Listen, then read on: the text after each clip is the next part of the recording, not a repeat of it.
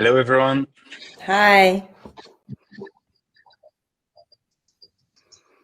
Hi, everyone. Hello, can you hear me? Yes, we can hear you. You can turn on your camera and your microphone. All right. And team as well. Hello, everyone. Welcome. So this is the very first edition of the Healing Days. Welcome, everyone. Wow. Okay. There's a lot of people joining. Actually, we're more than 20,000 in all the different broadcasts that we have.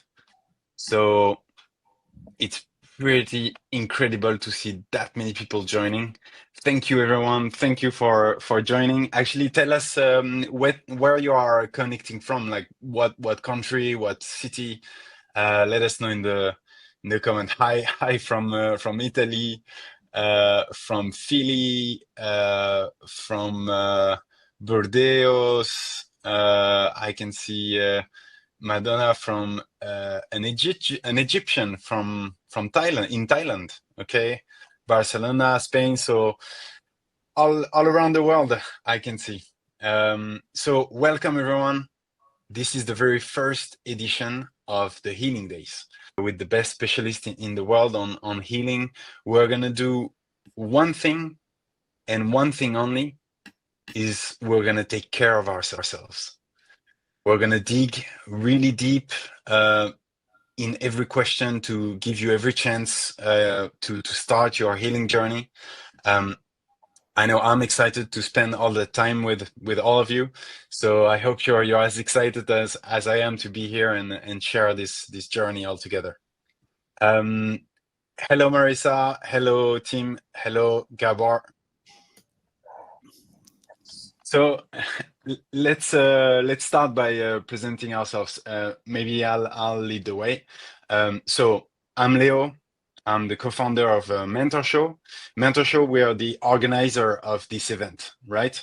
So our mission is to become the world's #1 platform for healing. That's why we bring together the most renowned experts from across the globe to create really practical, step-by-step courses designed to help you heal your mind, heal your body, heal your spirit. So we come from France. You can probably see from my accent, but now we're all over the world, as you can see in the chat. So we're organizing this event. This is a free event from start to finish, right? But at some point in the conference, we'll present our courses in more detail. For those of you who want to go deeper and use our app for their healing journey. So that's it for me. And maybe Gabor, you can start by presenting yourself and also maybe the agenda for the next few days. Thank you, Leo. It's nice to work with you again.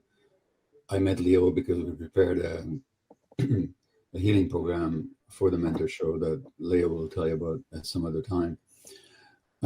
These days are organized around the central theme of trauma and looking at it from a number of different perspectives. What's important to keep in mind is that whichever perspective we're looking at from, we're looking at the same thing. Mm-hmm. And in fact, it takes many different angles and perspectives to truly understand the complexity of the traumatic experience, its impact on our lives, and also, of course, its healing. Now, Leo brought together a number of people. We don't all know each other's work. I don't know the work of everybody else on this program. I know the work of Bessel, who will be speaking on the body. Tomorrow. I haven't had the fortune to run across the work of Tim or Marisa yet in person. I know their names, and the other people as well. Don't necessarily expect agreement on everything. I think the most important person you have to agree with is yourself. So we are called experts, but when it comes to human experience, the major expert on your experience is yourself. So whatever I say, whatever Tim says, Marisa, anybody else on this program says, you have to really gauge it against your own experience, your own gut feelings, your own sense of who you are, and to what degree it resonates with you or it does not. So make yourself the expert on this. You can take our input or advice, look at it from our perspective, whether we agree with each other, whether we don't, it doesn't matter. The point is, do you agree? What do you agree with?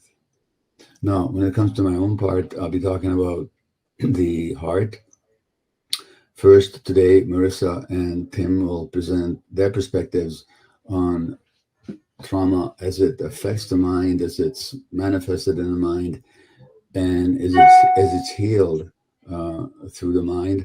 Although I think we, all of us on this call today at least, agree that purely through the mind, nothing is adequate. So while the mind is essential, it's also in itself only one aspect, an essential aspect, but not the complete picture when it comes to healing. Bessel, who of course is the world-renowned author of The Body Keeps the Score, which is about the impact of how traumatic experiences are lodged, stored, imprinted, manifested in the body. And this is the kind of thing that nobody tells you about in medical school. 2,600 years ago, or 2,500 years ago, 2,400 years ago, Socrates in ancient Greece said that the problem with the doctors of today is they separate the mind from the body. He said this in ancient Athens, the doctors of today. Well, we can say the same thing, unfortunately, over 2 millennia later, about the doctors of today. It's still a struggle to bring many healers and many medical people, even many psychologists and so on, to the understanding that mind and body are inseparable, and that whatever happens in the mind is registered in the body, and furthermore, how the body itself affects the mind. And so today you'll be hearing about the mind, tomorrow more about the body, but keep in mind that it doesn't matter what the introductory topic is, whether it's the mind or the body, we're still talking about the same phenomena. And we're simply trying to expand and deepen our understanding from all these different perspectives, but we're not looking at different things. Now, when it comes to the heart, let me tell you something very interesting. Even when we think of what the mind is, I mean, I'm not going to give you my definition of what the mind is now, but even that, if you ask yourself, what is the mind? You'll probably find yourself having your own definition that might be quite different from what somebody else says when they mention the mind. But one thing the mind is not, it's not a solid thing. It's not a fixed entity that's always the same. It's much more interesting from my point of view, and of course you'll hear Tim's and Marisa's perspectives today, to think of the mind as a process. And it's a process that's in interaction with the environment. That's the first point. As Dan Siegel says, it's a process for the mind is a process for or it's an entity for the process of information flow and energy flow. The first thing. The second thing is when it comes to the heart. So when we think of the mind, very often we think just of the intellect. But the intellect is only one aspect of the mind. And the mind has many other aspects to it. It has consciousness, there's discernment, there's memory, conscious and unconscious, and there's a deep sense of identification, some of which is not even conscious. The intellect by itself is a wonderful human evolutionary achievement, but in itself, it's rather unintelligent, unless it's connected to the larger mind in the larger sense, which involves much more than just our capacity for logical thinking. Particularly, the heart itself has a nervous system. And the nervous system in the heart has a kind of knowing capacity. So if you've ever said to yourself, I knew it in my heart, you did. And that nervous system in the heart is connected to the brain up here. And it's an important component of the mind. Then there is the entity we call gut feelings, which is another essential modality of knowing. And in general, and we'll talk about this more when it comes to my turn in a couple of days, the more you're disconnected from your gut feelings, the less you actually know. Doesn't matter what content your intellect presents with you. If it's in conflict with your gut feelings, the intellect is going to be wrong 100% of the time. So again, when it comes to dealing with trauma, we're looking at the mind in the broad sense, looking at the intellect, which is a small aspect of the mind. We're looking at the knowledge of the heart and the knowledge of the gut. And the gut really connects you to yourself. The heart connects you to the external world in an open kind of way. One of the impacts of trauma is that we close the heart to protect ourselves because it hurts so much. All of these closures, all these disconnections from gut feelings from the heart, they then have a negative impact on our lives. So these days are all about reconnecting with who we actually are in a very, very deep sense. I'll close with just one final thought. We tend to think of ourselves in the West and in the North, especially as particularly advanced and modern and scientific and knowledgeable. But in fact, if you look at indigenous ways of knowing over the centuries and up until today, they understand the unity much more than we do. So in the North American indigenous tradition, there's something called the medicine wheel. And the medicine wheel has got 4 quadrants, which could be north, south, east, west. It could be the seasons. From a health point of view, there's the body, there's the mind, which includes our emotions and our thoughts, conscious and unconscious. There's the social aspect that connects us to the other creatures, human and non-human. And then there's the spiritual, which connects us to something greater than our little ego would have us believe we are. Whether you call it, I'm not going to even give it a name, but it's an entity that goes beyond our individual selves that we're a part of, that we're a manifestation of. So, mind, body, spirit, heart, and I hope these coming up days will be fruitful for you. Again, my advice is listen to us, but mostly listen to yourself. Thanks for listening today, and all the best for the rest of the seminar today with Marisa and Tim and Leo, and I'll see you in a few days. All right, Gabor. See you on Thursday for your webinar on heart. Okay. Bye-bye. All right. Thank you, Gabor. Very nice introduction from Gabor. I think it's a very good way to present that all those things are very inseparable. We built this program to be the perspective of the mind, of the body, of the heart, but actually these are different perspectives of one thing.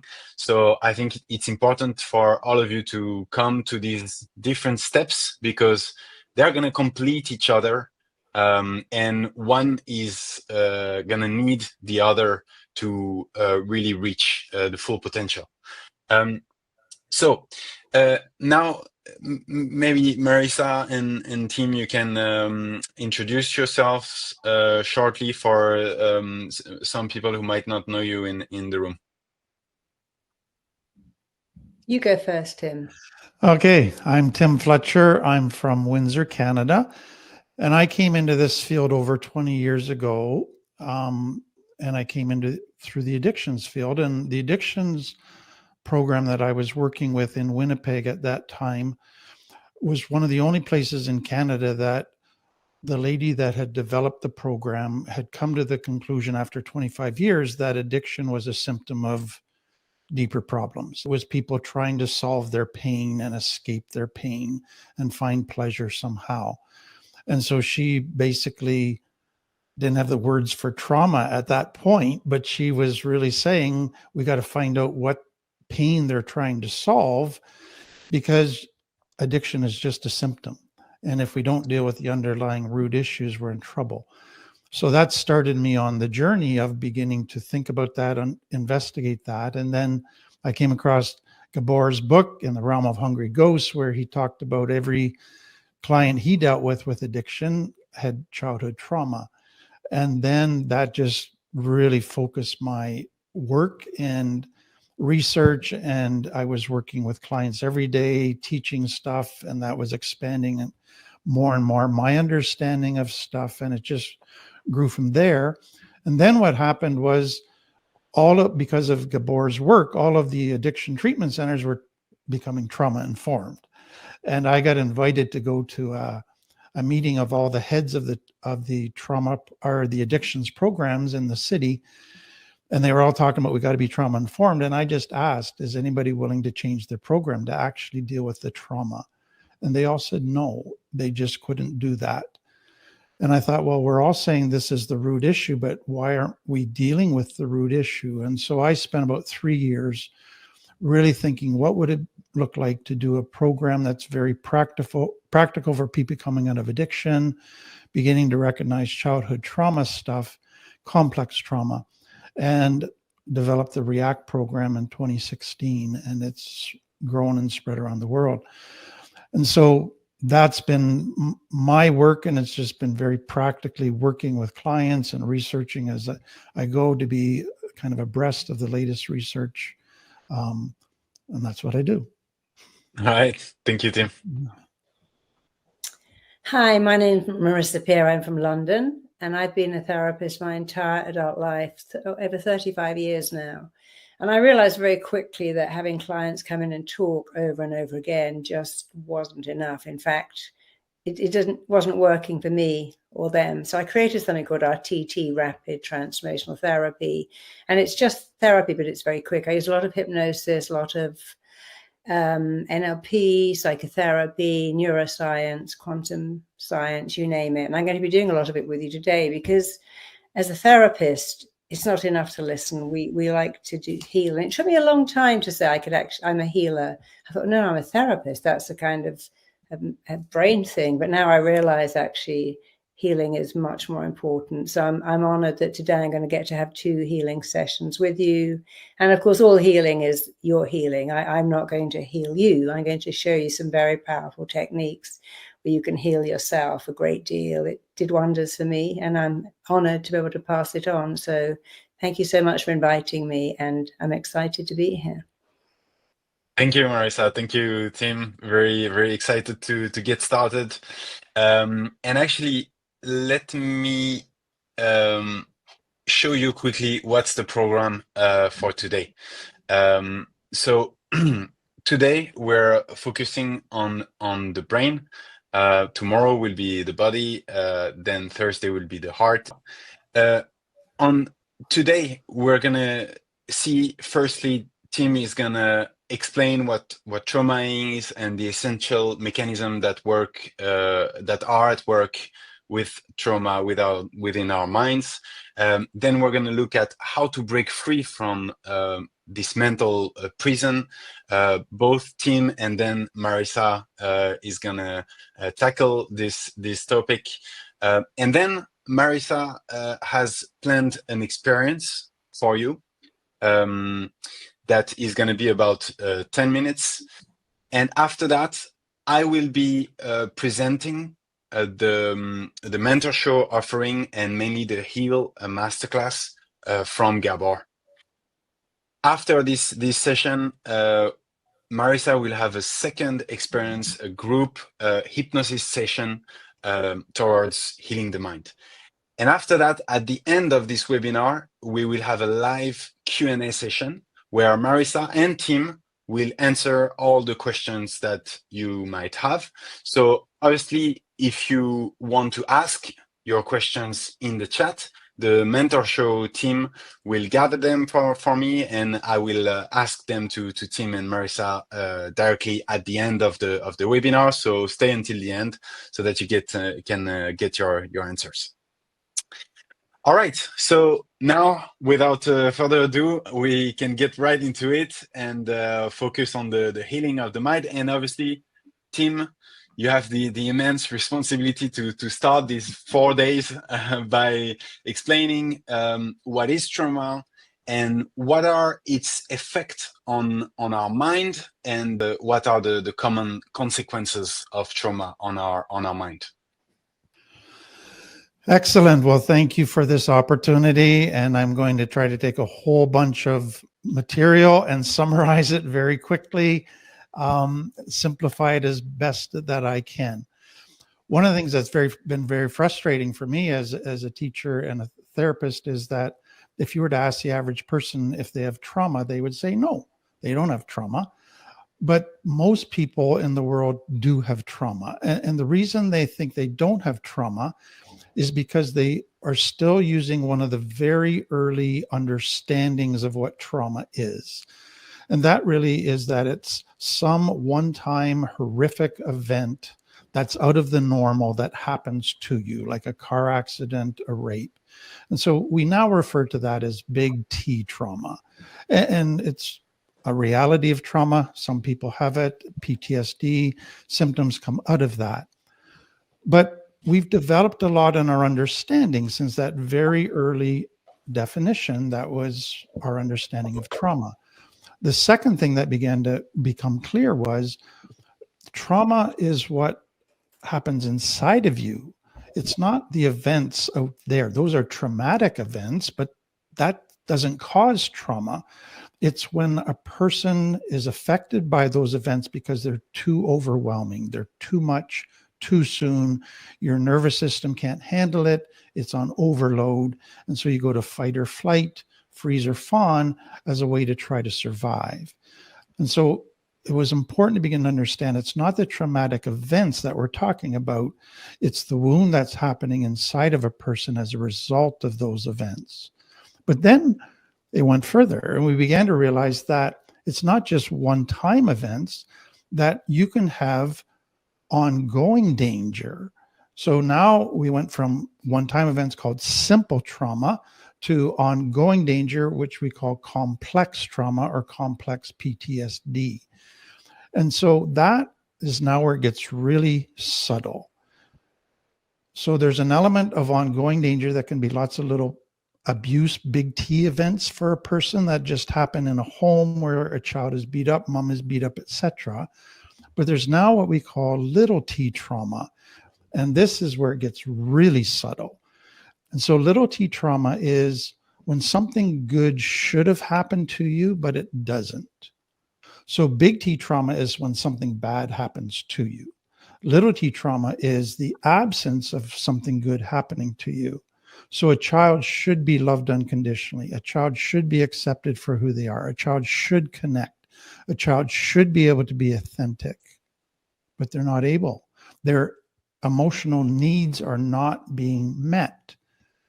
That's trauma. That's little T trauma. That's the result of neglect. It seems invisible because you go, nothing bad happened to me. But to your nervous system and your brain, terrible stuff is happening, because what is happening inside the child who is feeling that my needs are not being met, I'm not being accepted, I am being nobody wants to connect with me, must be my fault. I must be a terrible person. Now I'm afraid that anybody that gets to know me is going to reject me.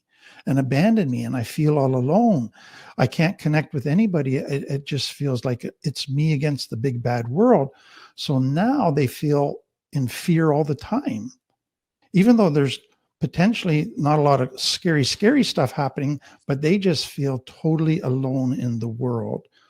So what we know is that over 80% of people in the world have this little t type of trauma. But most go, well, nothing bad happened to me, so I must not have trauma. But little t trauma affects the nervous system just as badly as big T trauma.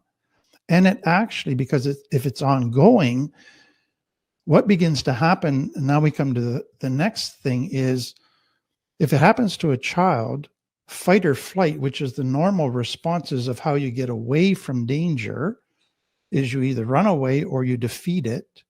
Those no longer work because you need these people in your life to meet your needs. So you're too little to fight them and you're too little to run away. So now you go to freeze, you dissociate. So instead of escaping to an external world, you now escape to an internal world where you feel safe.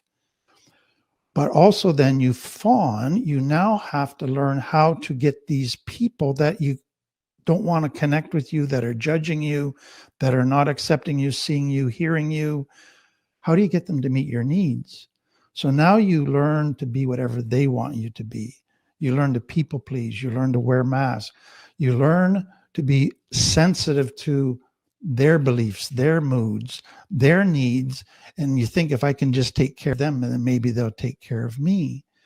So a child then is basically adapting in hundreds of different ways to become what others want them to be, to try to get their needs met, to try to get love, to try to get respect, to try not to get hurt. And so adaptation after adaptation in order to survive. But what they don't realize is that those adaptations, which enabled them to survive and got some of their needs met. Well, think of some of those adaptations. You don't trust anybody. You got to manipulate in order to get your needs met. You wear masks all the time. You never say no. You people please. 20, 30 years later, you're now in a relationship, committed relationship. You have kids. If you live off of those same adaptations, you destroy your relationships. You hurt the people that you love and you hurt yourself. So those adaptations now become evident as maladaptations. But the problem is complex trauma in a child, you don't see the results till 20, 30 years later, that this is a big issue. This is not working. This is causing problems. And so that's basically a quick overview of trauma. And I'm going to really focus in on the complex trauma part with the little t stuff. But big T is partly included in all of that. And what I hope you realize is that trauma is on a spectrum from very severe to very mild, but it all results in fight, flight, freeze, or fawn, in maladaptations, and it all results in affecting your nervous system in similar ways. So we're going to focus today on the mind, and I just want you to see how trauma affects the brain. So the bottom line is trauma affects the mind, it affects your immune system, it affects your nervous system, it affects your relationships, how you cope. Everything in your life it affects negatively. And that's, to me, the tragedy of trauma and why we need to understand it. So the very first thing is when somebody's in danger and their stress system is activated, the brain releases cortisol. Cortisol then gets adrenaline pumping, and that gives you the energy to fight or flight. Cortisol is designed to be only kind of short bursts that get you to safety. Then the cortisol stops, your body and everything returns to normal, and then you can go back to being healthy and safe again. But the problem is, what happens if a child never gets to safety? They're always feeling in danger. It's complex trauma. Cortisol is always pumping. And when cortisol is always pumping, it now begins to do damage in the brain. So between the right lobe and the left lobe, there's a bridge called the corpus callosum that joins the two. Cortisol begins to erode, burn that bridge. And so what is important to understand, that your brain stores memories. Parts of a memory get stored in the left lobe, parts of the memory get stored in the right lobe. So details in one lobe, emotions in another. And the corpus callosum allows you, if you have a detail, it connects you to the emotion. If you have an emotion, it connects you to the detail. If the bridge is gone, what now happens is you have memory gaps. But all of a sudden you could have an emotional flashback and you could be just going crazy emotionally, but you don't have a clue why. Or you can remember tons of details about what happened to you, and you can read or you can recite, yeah, I was raped, I was molested, this happened. And it's like you're reading a dictionary. There's zero emotion because there's no connection. And so most people with complex trauma struggle with memory gaps or emotional flashbacks, or they have lots of details, but no emotion. Once a person's to safety and cortisol stops, that bridge will start to heal. And then some memory stuff will start to happen again. And that's when you need a group and a therapist to help you through that. But the second thing is the brain has developed. The brainstem is the first part that develops, and that's all of your autonomic functions, your pulse, your heartbeat, your digestion, your blood pressure, etc. That's what keeps you alive. Then above that develops the limbic system. That's the child's brain. And I'm really simplifying it, but that's your survival system. That's your emotion center. And then above that is the cortex, the cerebral cortex, which is your adult brain, your thinking brain, where you reason and make decisions and think long-term and all of those things. Complex trauma or trauma puts you in danger, which is the fear emotion, which puts you into your limbic brain. Complex trauma, ongoing danger, keeps you in your limbic brain.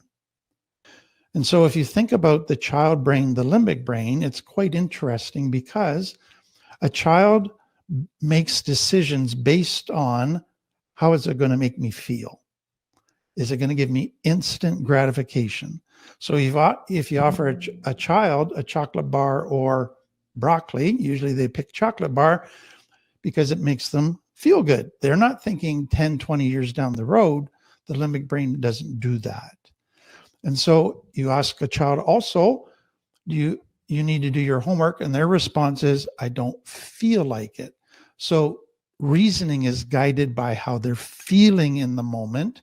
Decisions are made based on, will it make me feel good? Short term, not long term. And so that's why a child can make foolish decisions, because they're only thinking instant gratification.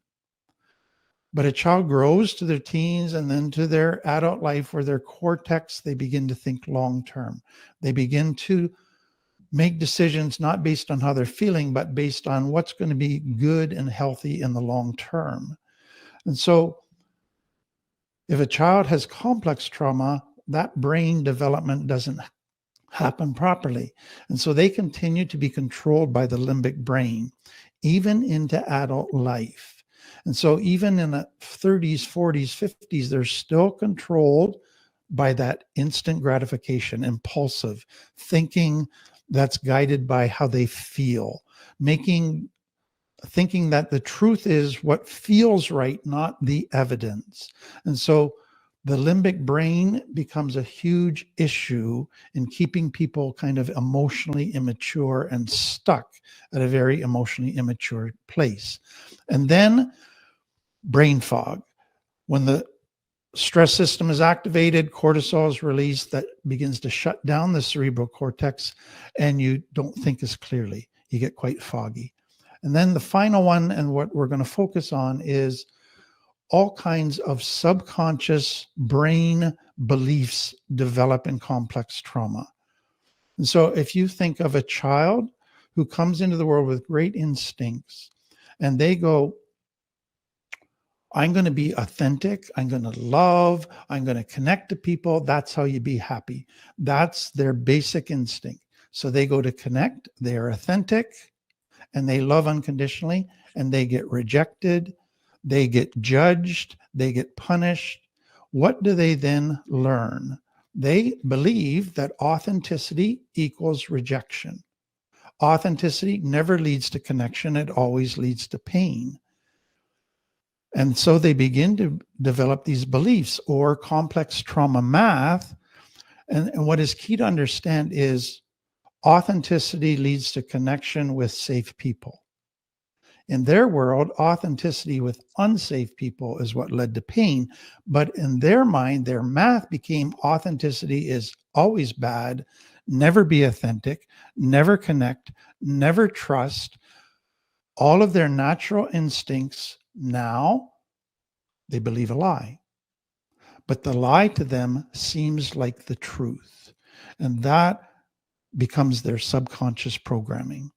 And so take it further, what comes out of their belief system is the reason nobody's connecting with me, the reason my needs are not being met, the reason that I'm not being loved is I must be a bad person. It must be my fault. I'm the problem. I must not be good enough. I must not be valuable.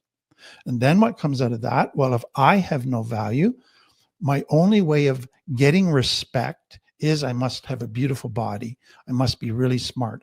Must have lots of money. I must have a great position, lots of possessions. I must always be doing stuff for others, earning respect. And so their whole value system is now based on lies. And then beyond that, the only way to get love is you got to earn it first. Nobody's going to just love you. And so they have to earn love. And so all of those beliefs now become programs in their mind that control them as they go into adult life. And now they go into relationships. And then in the next talk, I'm going to talk about how that then sets up prisons for their mind. But that's our introduction, Leo. Right. I can see a lot of people are really relating in the chat in all the mechanisms that you mentioned. So can you explain to us like why these coping mechanisms create really compulsive behaviors? You call them maladaptations, like people pleasing, the inability to say no, but there's a lot of also self-sabotaging sometimes, anxiety, emotional shutdown. Can you tell us how can we break free from these type of brain mechanism? So you wanted me to go in the next section now, Leo? Yes. Yeah. Okay. So let me give you just a couple of examples. So the first one would be, so a child is trying to connect and they get rejected. And they're being authentic and they get judged. And so they feel abandoned and nobody's there for them. Nobody's got their back. Parents are there once in a while, but parents are too busy. Parents have their own issues. And so they just have this tremendous feeling of being alone and being abandoned, that nobody really sees them, cares for them. And the pain, to me, one of the most painful emotions in the world is abandonment, because that basically says I must be a zero, that nobody wants to be with me. And so that then creates a terrible fear that I never want to be abandoned again. But you also have an instinct that I want to connect. I want intimacy. I want love. And so now I want connection, but I'm afraid of connection. I want intimacy, but I'm afraid of intimacy. So what happens is that fear of abandonment's at a deep subconscious control program level that you might not even be aware of. You just think you're in love with somebody, you get into a relationship, but then it starts getting closer and it triggers your fear that they're going to get to know you, and everybody that gets to know you abandons you. And that now causes you to go into behaviors to try to prevent abandonment. But what you actually do is create abandonment. So you become super needy. You text them 50 times a day. You ask them 100 times a week, do you love me? Are you going to leave me? You begin to test them. Are you cheating on me? You push them away to see if they're going to chase you. You do all these little games with them to test them, to be needy, and you just wear them out. You drive them away. And so what you think you're in love and you think you want an intimate relationship, but your fear of abandonment is so deep that it's actually triggering stuff. And then if they ever don't give you 100% attention, or it seems like they're criticizing you or disrespecting you or not understanding you perfectly, you go, oh, okay, that's it. You're rejecting me. You're about to leave me. And you just flip out and you go from 0 to 100 in a nanosecond, and you lash out in a panic, in a fear that you're going to abandon me. So what you've created is a prison now that you don't want to be abandoned, but you can't break out of all of these behaviors out of your fear of abandonment, and you end up actually creating that the person's going to abandon you. And then another thing that happens is you sabotage. So a child has this innate ability to hope. So if you think of this child that couldn't connect, wasn't getting their needs met, their brain is in pain, but it's coming up with options as what I can do to fawn. What can I do to get my parents to like me, to meet my needs, to want to connect with me? And it, let's say, comes up with 100 different options. I can get better marks at school. I can do more chores at home. I can take an interest in dad's favorite activities and sports. And if he likes football, I like football, all of those different things. So a child starts on option A, gets their hopes up. Okay, now I'm going to get love. My needs are going to get met. I won't get hurt anymore. And they get their hopes up, and then they still don't get their needs met. And so they get pain again, but also now they get their hopes dashed. But the brain goes, that's not a problem. I'll go on to option B. And so now I'm going to get better marks at school. I'm going to get straight A's. And they do that, and they get their hopes up again, and then they get dashed. And so now they get the pain of not getting straight A's, but now they get dashed hopes. And that can go on for years. The child just keeps hoping because there's still another option that this might work, this might work, this might work. But eventually they get to the point where they go, you know what? It hurts too much to get our hopes dashed. It hurts too much. This is not going to happen. I'm never going to get my needs met. I'm not going to connect. I'm not going to get accepted. Stop hoping. Because when you start to hope, you're setting yourself up to get extra hurt. So fast forward 20, 30 years, they get into a relationship with a very healthy person. And it's a wonderful relationship. And all of a sudden they start to hope that they're finally going to have a meaningful relationship. And the back of their brain goes, don't hope. Because every time you've hoped, you've been let down and your hopes have been dashed. So the best thing to do right now would be to sabotage this relationship. Get it over with. Stop the pain before it starts. You bring an end to it yourself. And so what they now do is sabotage any growth, any positive thing in their life, because it reignites hope. And their brain is afraid of hope. So it wants good things, but it's afraid to hope for good things. So it now sabotages, and that creates a prison. So now every time you start to grow and heal, you then sabotage it and you're back to where you started. And then a third one, and I'll give to you, is the child learns early on in fawning that if I'm going to get my needs met, my needs, in a relationship, I have to put my needs down and make the other person's needs all important. So I got to become attuned to their needs, their emotions, their thinking, and self-sacrifice, deny my needs, and just put them first and give. That's the only way to get loved and to get acknowledged. And so what a child actually is doing is learning codependency, fawning, that relationships are a superior person and an inferior person. And if you want love, you got to go to the inferior person and you got to play that role. And if they ever stood up for themselves and express their needs. They got told that they were selfish.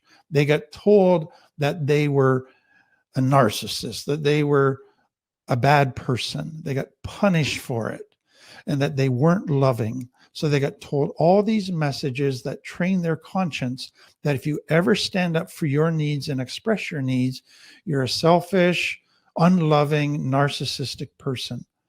That's terrible. And so now they've been trained that way. That's their relationship template. That's in their subconscious. That's in their belief system. And so what I want you to see is all their belief system is based on lies, but that's their belief system. That was true in their world. That was unsafe people. Now they get into adult life and they go into a relationship and they make themselves small. And they think the way to get love is to make yourself really small, make the other person really big. And they set up relationships, superior, inferior, and they actually set up relationships to fail and have potential abuse. And so that to me is, and we could go on, there's just prison after prison that people set up in their subconscious based on that complex trauma math that was actually lies that they built their life on and their relationships on and how they cope. Another one I'll just quickly add is that they set up this perfectionist thing. If I'm going to get love and respect, I got to be perfect. And they have this strong, unrealistic standard for themselves and a strong and internal critic that I got to be very hard on myself, never give myself a break, and just control myself totally and be perfect. And so now they go into adult life and they're just pushing themselves, hard on themselves, never giving themselves a break, and they burn themselves out. And they're always down on themselves and they get depressed and defeated because the bar was set unrealistically high. And that's a prison they can't escape because they think if I ever lower the bar and say I'm human, then I'm bad and I'm a weakling and nobody will respect me. So healing from this, and we're going to spend so much time on this, and I just want to give a quick summary to it. Number one, you can't heal trauma unless you're with safe people. If you're still in an unsafe environment, you're going to have a lot of difficulty healing trauma because you're still going to need those survival tools to try to keep safe. So being with safe people becomes critical. But secondly, with safe people, healing trauma, like Gabor said, is not just learning information, though that is essential. The more information, that's fantastic. But you got to connect with safe people. And that is super challenging for people from complex trauma because every time in their childhood they tried to connect, they got hurt. And now we're asking them to connect as the path to healing. And so that's a scary road to risk trusting, opening up, being vulnerable and authentic again, but it is so essential and it leads to deep, deep healing. Right. Then the next thing that to me is so important to understand is, so Gabor again talked about our approach in the West, very intellectual. And so we've used what we call a top-down approach. So let's give the cerebral cortex lots of information about new tools, what healthy looks like. All of that is so important. How to calm themselves down. If they're upset, how to talk to themselves. All of that is important, but we put all our eggs in that one basket. And what people begin to realize is that works a lot of the time, but not all the time. Sometimes you get triggered so profoundly that you can't talk yourself down. You can't think yourself down. You can't even think.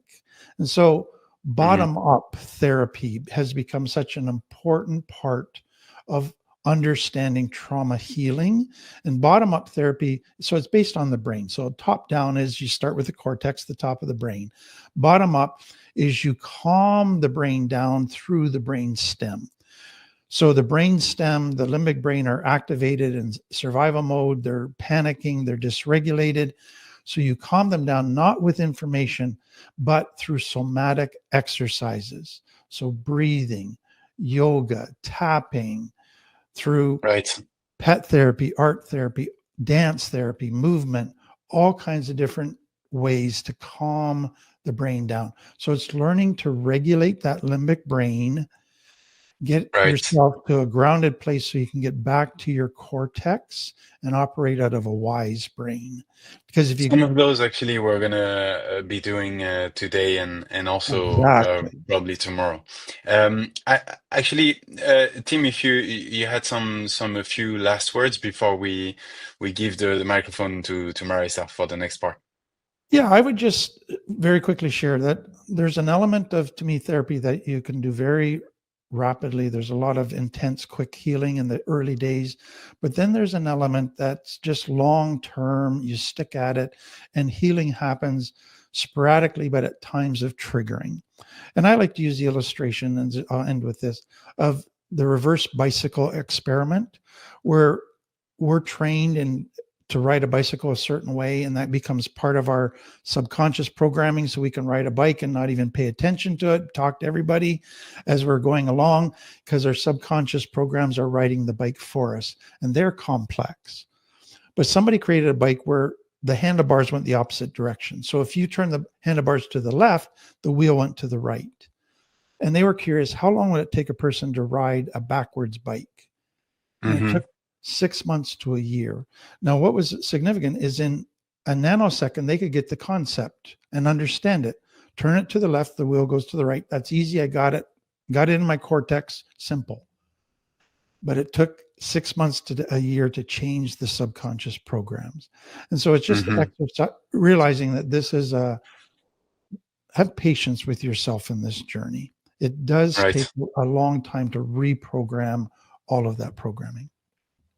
Right, thank you, Tim. And it does take a long time, and it requires a lot of constant work, I would say. Marisa, maybe after having described all the mechanisms behind this mental prison, can you explain to us why does insights alone doesn't bring you to really rewire your brain, and how can you actually reconnect with your authentic self?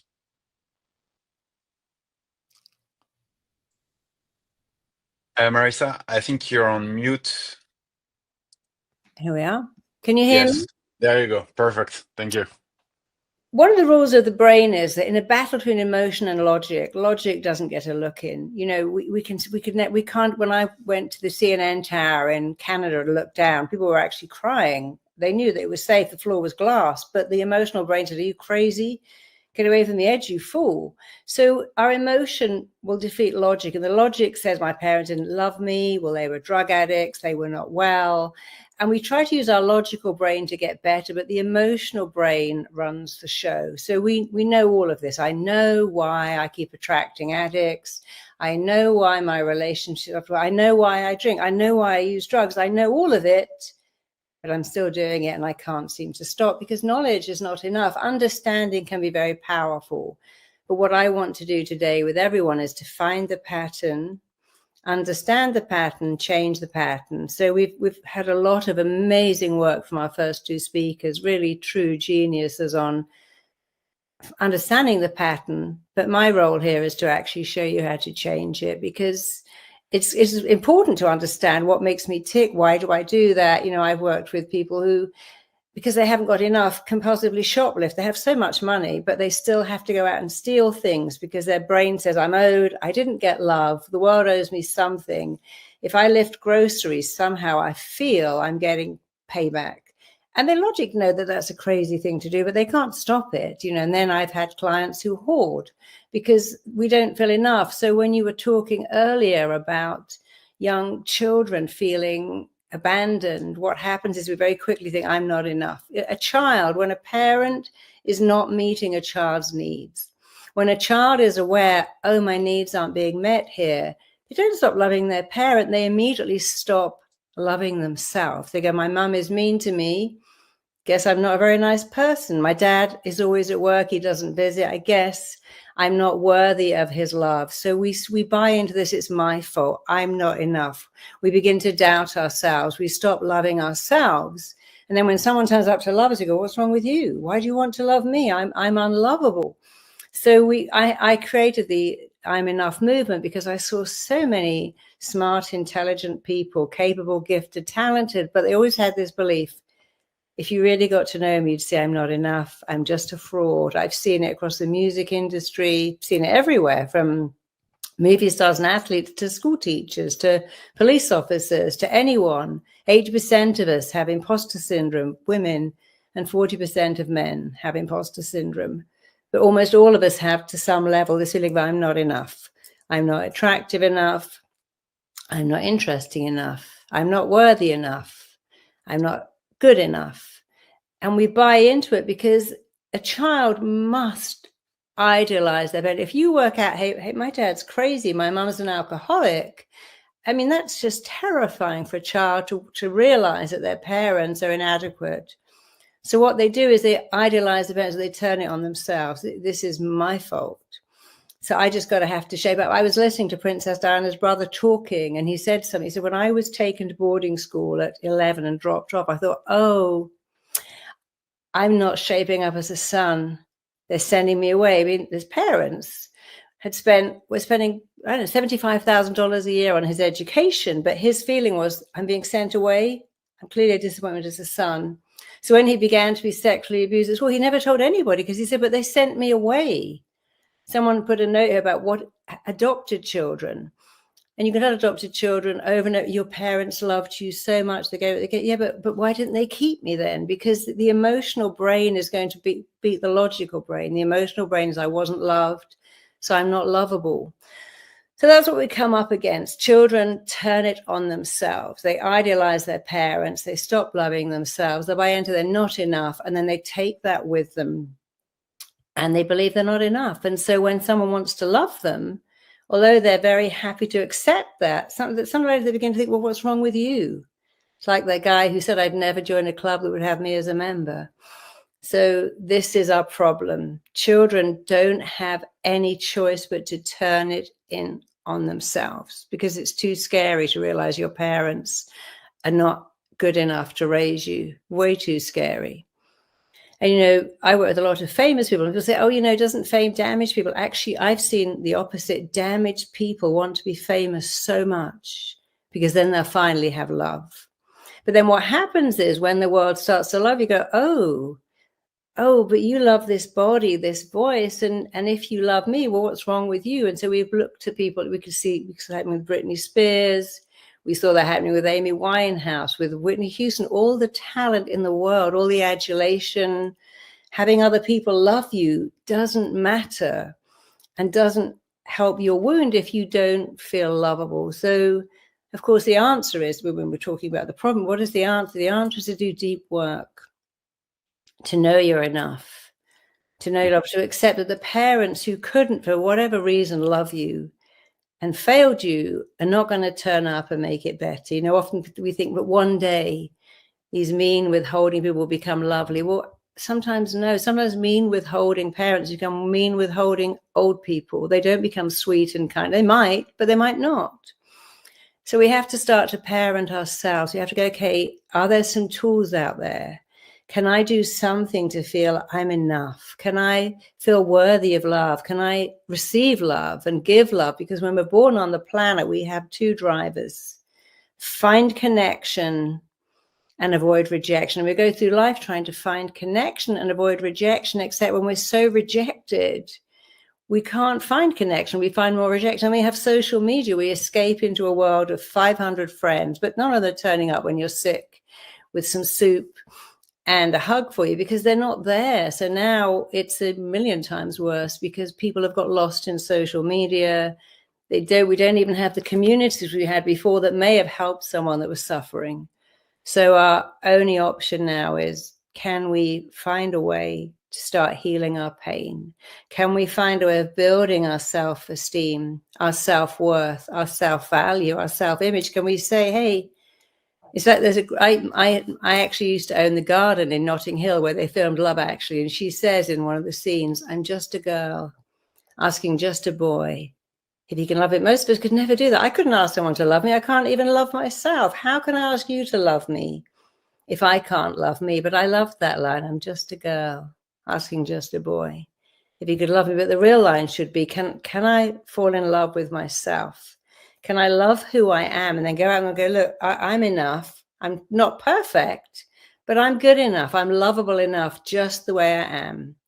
And that's so important to be able to do the work. And it's not really work. I don't even like to call it work, but to spend some time with ourselves is what I'm going to do with you tonight, to help you do some very simple things that really help you to build your self-worth, build your self-esteem. Because when you build your self-worth, your self-esteem, the world joins you at that level.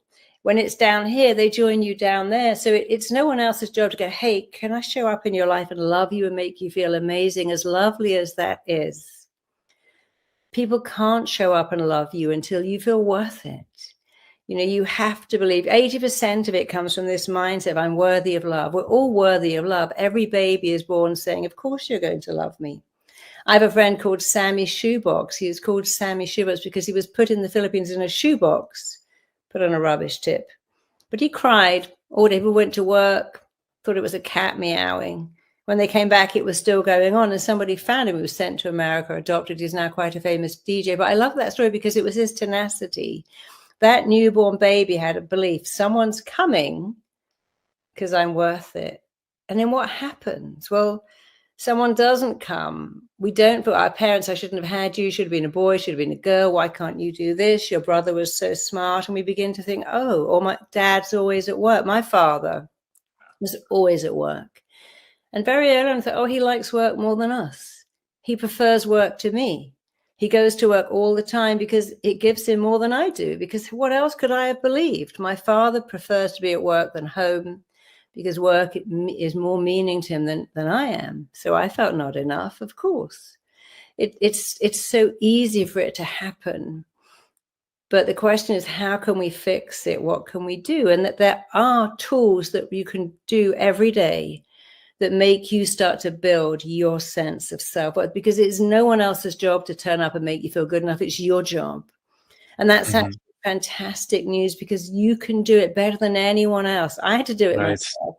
I changed my whole life by doing it myself. And we can all do it ourselves. It's actually not hard. What's hard is staying the same, being alone, being loveless, being self-destructive, self-sabotaging, hoarding, using. All these things come from not feeling enough, but it's not even true. The truth is you're so enough. You're lovable, but you got to know how to get better. Right. Such a great message of hope, I think, for people, and also such a great build up to your first experience. Yes.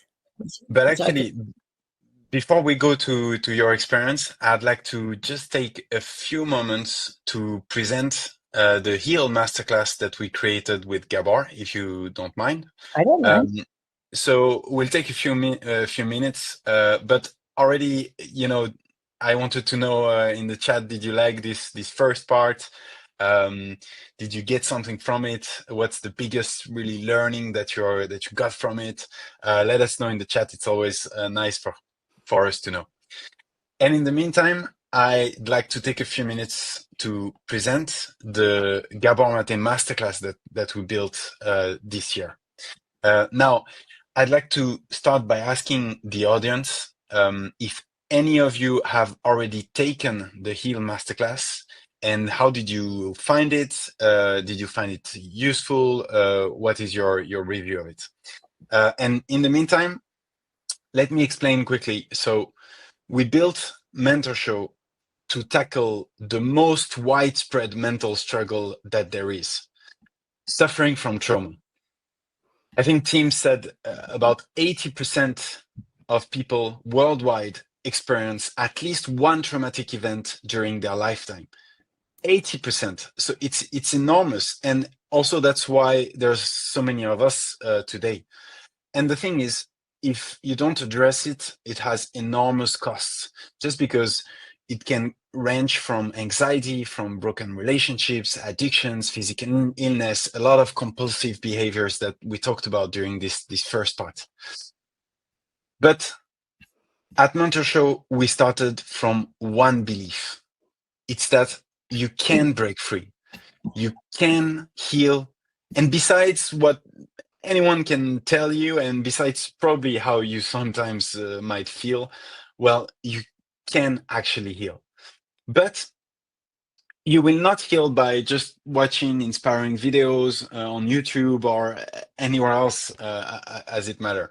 You will heal in practice. What you need is to create new habits to practice your healing. In fact, healing is a little bit like exercise. Take swimming, for example. You're not going to get good at swimming just by watching videos on how to swim and how to do the movements, right? You need to actually swim. Then your body will change, your brain will change. And this is why we created the Heal Masterclass. So let's see what people said in the chat. I can see Emily, thank you for this live. The Gabor Masterclass really opened my eyes. I feel lighter every day. I can see David, who said, honestly, I've tried many things, but nothing impacted me like Gabor's words. Or I can see Jessica as well. I started the masterclass last week and I already feel my relationships are different. So what's in this masterclass? Why is it working for some people?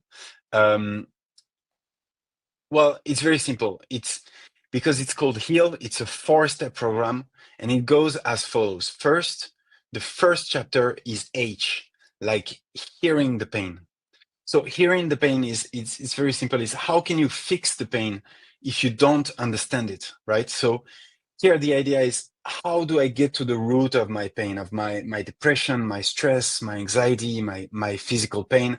How can I trace actually the symptoms of trauma in my life? And here Gabor gives a few maps to decipher. There are also some self-discovery protocols to better understand how the trauma impacts my life, my character, my relationships, the events in my life. The next part is E, because once you've understood, then, so many people were asking us, how do I go from actually mentally understanding what happens to me to actually changing it in my body and really healing on a deeper level? And this is the idea of this chapter. You're going to discover strategies, new routines, a few toolboxes to really try and implement Gabor's learnings, but in your day-to-day life. This is the main part of the Heal Masterclass. After we go into A, like align your relationships, because once I've built the tools to really heal myself, then obviously it's a whole other thing to manage my relationships. So here the question is, how can I protect my relationship and also prevent relationships from making me relapse? And also a question that we got a lot, which is how to protect my children from my trauma and from trauma in general. So there's a whole section here on parenting and protecting my children. And last but not least, it's L, lifelong healing. This is actually my favorite part because, well, sometimes you can feel like there's real change for a moment, but then you fall back into old habits. And we really wanted to build a masterclass that you can still carry with you, even after you're done watching. So Gabor here really uncovers what tools you can carry in your everyday life, even after the end of the masterclass. So overall, we have dozens of practical exercises. There's written exercises that you're going to do in your healing diary, as we called it. There are somatic exercises, meditations that are delivered by Gabor himself. A lot of routines, a daily practice, a weekly practice. There's also an emergency kit for, sometimes things go out of control. And it's very hard to manage those moments. And here there's a special emergency kit, first aid kit, that is built by Gabor to help you in those moments. And also there is something that is actually quite incredible. It's that there are some live consultations where you can see Gabor in action, and he actually creates a real spark of change in participants that are there during the shooting. It's quite mesmerizing, and hopefully, you know, we made it so that it can become contagious for you. So a lot of people are asking now, how can I get this masterclass? How can I join Heal? So normally you would have to choose between two paths, right? There's usually two options. Option one on the left is you get the Heal masterclass, you get the complete step-by-step masterclass. There's about 7 hours of content. There's everything you need to start your healing journey at home. And option two is the Heal masterclass with everything in option one, basically. But also there are weekly live sessions for 1 year with trauma specialized coaches. So one of them actually is Daniel Maté, which is Gabor's son. In total, you have more than 50 sessions where you can ask your questions, you can get some advice, you can keep your momentum, and you can be with a community to try and overcome roadblocks. Because sometimes people feel a little bit alone behind the screen, and here the idea is that you're not alone anymore. And you also get in this option two, exclusive webinars like this one, where we dive into deeper topics, key topics on trauma. And you'll also have all the future healing masterclasses with the world's leading experts. There's going to be a masterclass with Bessel van der Kolk, and many more that are already confirmed. So here is the Healing Day surprise. It's that you don't have to choose between these two options. We wanted to make it very simple and very easy for you. So the offer is you get everything in option two for less than the price of option one. So for Healing Days only, we're going to be removing that choice entirely, and you get everything in Mentorship Plus. So that's the Heal Masterclass of Gabor, all the weekly live coaching, you get all the exclusive webinars, you get all the upcoming masterclasses with world-leading experts. This is just for $99. That's a 67% discount, only during the Healing Days. So now you'll see a window appear on the side of the chat. Also, you'll get QR code that you can scan, and you'll be asked to sign up, enter your email and the password, and then you'll be able to join directly the masterclass, and you'll get immediate access. Just one last thing before we get to the experience that Marisa has prepared for us, and also the Q&A that's going to come in just a second. With this offer and for the Healing Days, we give you an incredible guarantee. We call it the 100% risk-free guarantee. And it goes as follows. So if you complete the program, the Heal Masterclass, you watch it, you watch the complete masterclass, and you do the exercises in your healing diary. This is the notebook for your exercises. And at the end of it, you still think it's not for you. You can ask for your money back. That's how confident we are that it can have a very profound impact in your life. That really, this course is meant to work for you. You will feel satisfied. And therefore, we decided to remove the risk completely for you. And we just take the risk on our side, if I can say. This is about removing every obstacle between you and real change. There's no reason not to take this opportunity to finally really take care of yourself, because if you complete the program, the exercises, and you need your money back for whatever reason, like you're unhappy with the content, you don't like it anymore, you need the money back for some reason, you can get it back, provided you've watched the course and you've done the exercises. So you just send us the pictures of the exercises in your healing diary, and you contact us, you contact info@mentorshow.com, and we'll refund you. This is the 100% risk-free guarantee. I mean, I think it's rare to see something like this.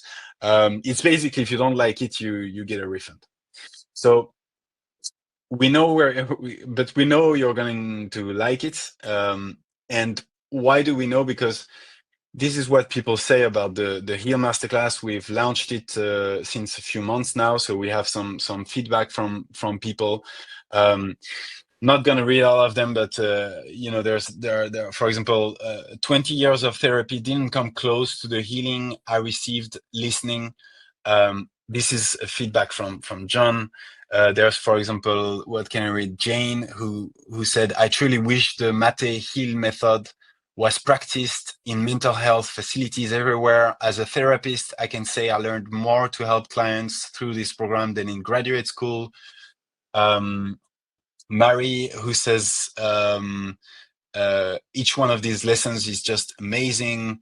Clearly, I'll be doing the class more than once to catch all these teachings. So there's thousands of feedback from people, very positive feedback. So that's why we're very confident that it can help you.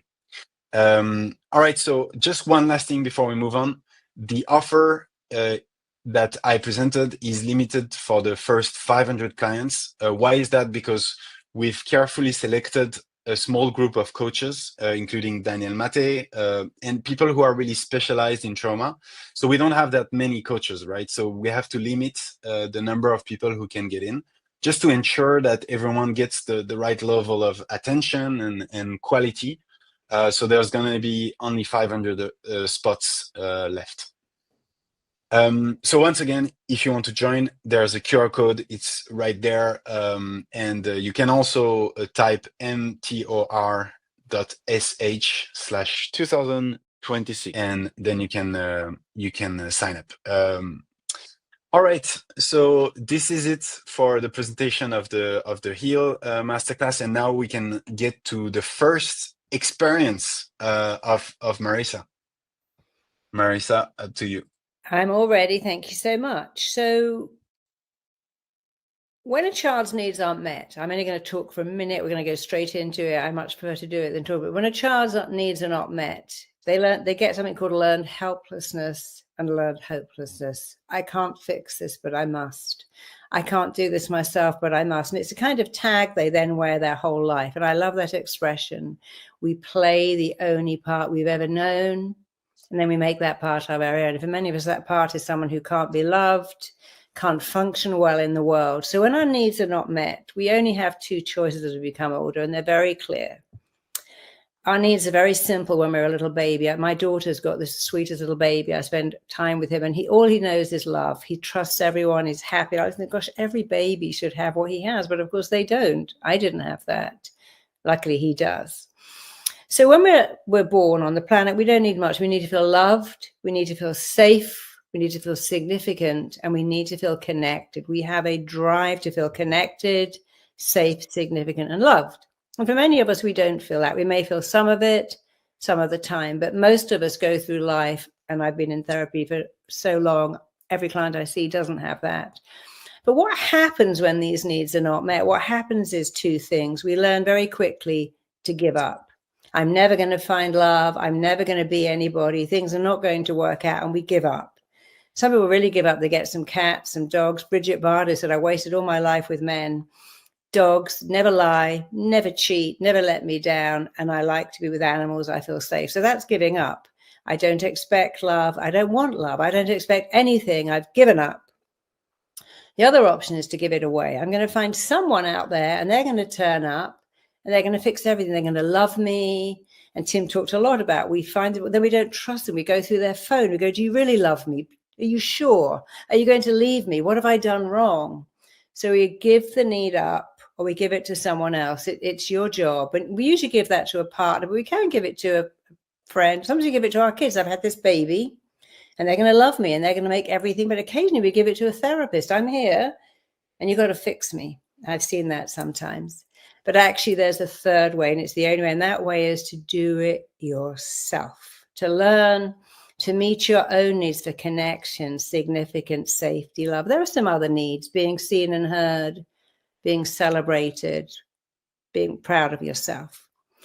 So let's start right now. We're not going to do hypnosis, we're going to do that in the next bit, but let's just close our eyes. Please close your eyes. There's nothing for you to do except tune in. And I want you to imagine you're looking at a video of you on a screen right now, and you're pressing the button that says rewind. And the movie of your life starting today is going backwards. You're going back in time. That movie of your life is rewinding, running back. You go further back, even further back. Years, months, weeks, days are peeling away from body. As you go back in time, your eyes are closed. Just imagining one thing. What if the movie of my life could rewind and rewind and rewind and go back to that little kid who suddenly noticed their needs were not being met? So just imagine you can go back in time to meet that child. It's like you're in a time tunnel going backwards, going back in time, further back. You're going back to meet a little kid whose needs were not met and who realized his needs were not being met and who found that quite scary. So suddenly that movie is stopping, and you're standing outside a childhood home. It doesn't matter if you had many. You're standing outside a childhood home. You're standing outside the front door, and you are drawn like a magnet to your childhood bedroom. And you're reaching out your hand, and you have your hand on that bedroom door handle that you knew so well. On the other side of that door is you as a small child. And you know that you as a child is on the other side of that door. And that child knows that you're them as a grown-up, and they have a complete affinity with you. They understand you completely. They're going to tell you anything. So go ahead and open that door. Walk into that room, and there, waiting as a little kid that you know so well. This is you as a small child. It could be a baby, could be a toddler, could be an 8-year-old, a 9-year-old. But it's a child that you know very well. And just as you know that child is you, they know that you are the grown-up version of them. And I want you to quite literally put your arms around yourself. Really do this properly. Don't just listen. Put your arms around yourself. Imagine you're holding that little kid. I want you to sit on the bed, sit them on your knee, sit them by your side. But I want you to put your arms on. I want you to say some words, word for word. You're going to repeat these words out loud. Don't mumble, say them. I promise you, it's going to make a world of difference. You have so much power to fix yourself. And the first thing I want you to say, repeat this, is, I'm becoming a loving parent to you. So say that, hold that child, look at them. If they're a little baby, you can even rock them in your arms. I want you to say out loud, I am becoming a loving parent to you now. Repeat this one. No one in the whole world can play the role of loving parent to you like I can. Let's do that again. I want you to say it and feel it. Don't mumble it. Words have energy.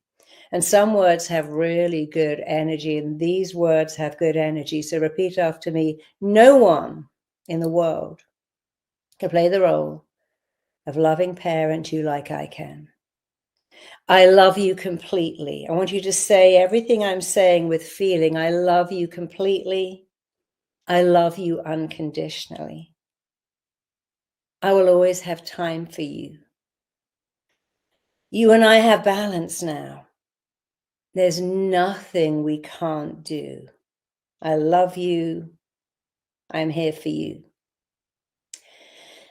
I want you to think of some things that you never heard. Maybe you never heard that you were pretty or cute or smart or interesting or clever or engaging or the favorite, whatever you didn't hear. This is your chance to fix. I've been looking in the chat, but I said, this is all great, but how do I fix it? How do I fix it? This is the how. What you didn't hear, the missing bit, the words you didn't hear that you deserve to hear and want to hear and need to hear. I want you to say now, look at you. Look at you. You're cute. You're smart. You're interesting. You're beautiful. You're worth everything. And I want you to think of some other things you'd like to add, things that I may be missing, because there's a lot of people here with a lot of unmet needs. But let's do it again. You're smart. You're beautiful. You're interesting. You're worthy of my time. Parenting you is the joy of my life. You see, your brain doesn't know if what you're doing is real or imagined. One of the things about the brain that's so fascinating is it doesn't know the difference between something that's really happening or being imagined. And this is how to fix your wound. So let's do it again. I love you. I will always have time for you.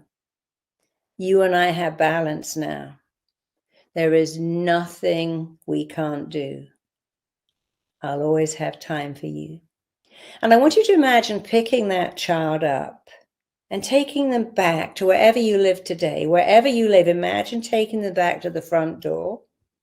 So you're moving them from that home where their needs were not met, where they were neglected, where their needs were not met, and where they didn't have the ability to meet them, where they had learned helplessness and learned hopelessness. And you're teleporting them to wherever you live today, and you're standing outside the door. You're opening the door to your home, and as you walk in, you are saying these words, repeat them word for word right now. I'm upgrading you into my world. And this is a nicer, better, safer place. I'm upgrading you into my world. It's a better place, a nicer place. And now that you live with me in my world, you can never go back to that other world, not even in your daydreams. And I want you to move into your living room. And I want you to look at all the stuff you have. You probably have a smart TV, a mobile phone, stuff that you didn't have when you were a kid. They weren't even there, but you have them now. And just as you have them, and of course, these are things, you can have everything else. So I want you to look at the life you created. I want you to imagine looking out of the window. Maybe you can see your car. Looking in your wallet, you have a purse and you have credit cards. You have stuff that you didn't have. I want you to go into your bedroom and look at the person that you spend your life with. And if there isn't one, I want you to imagine there is, that very soon you're going to wake up in the arms of someone that loves you and is loved by you. I want you to open your closet and look at the clothes you have. I want you to go into your bathroom and look at all the products you have. Go into your kitchen and realize, wow, I can have breakfast for dinner and dinner for breakfast because you're free. And I want you again to go back into the living room, sit on your sofa, put that child on your knee, wrap your arms around them, hold their hand if this is next to you. And I want you to say the same thing. I am becoming a loving parent to you. Repeat every word I'm saying now. I am a loving parent to you. You live with me now in my world. It is a nicer, safer, better place. You're safe with me. And you're going to hear all the things you should have heard, that you deserve to hear. You matter.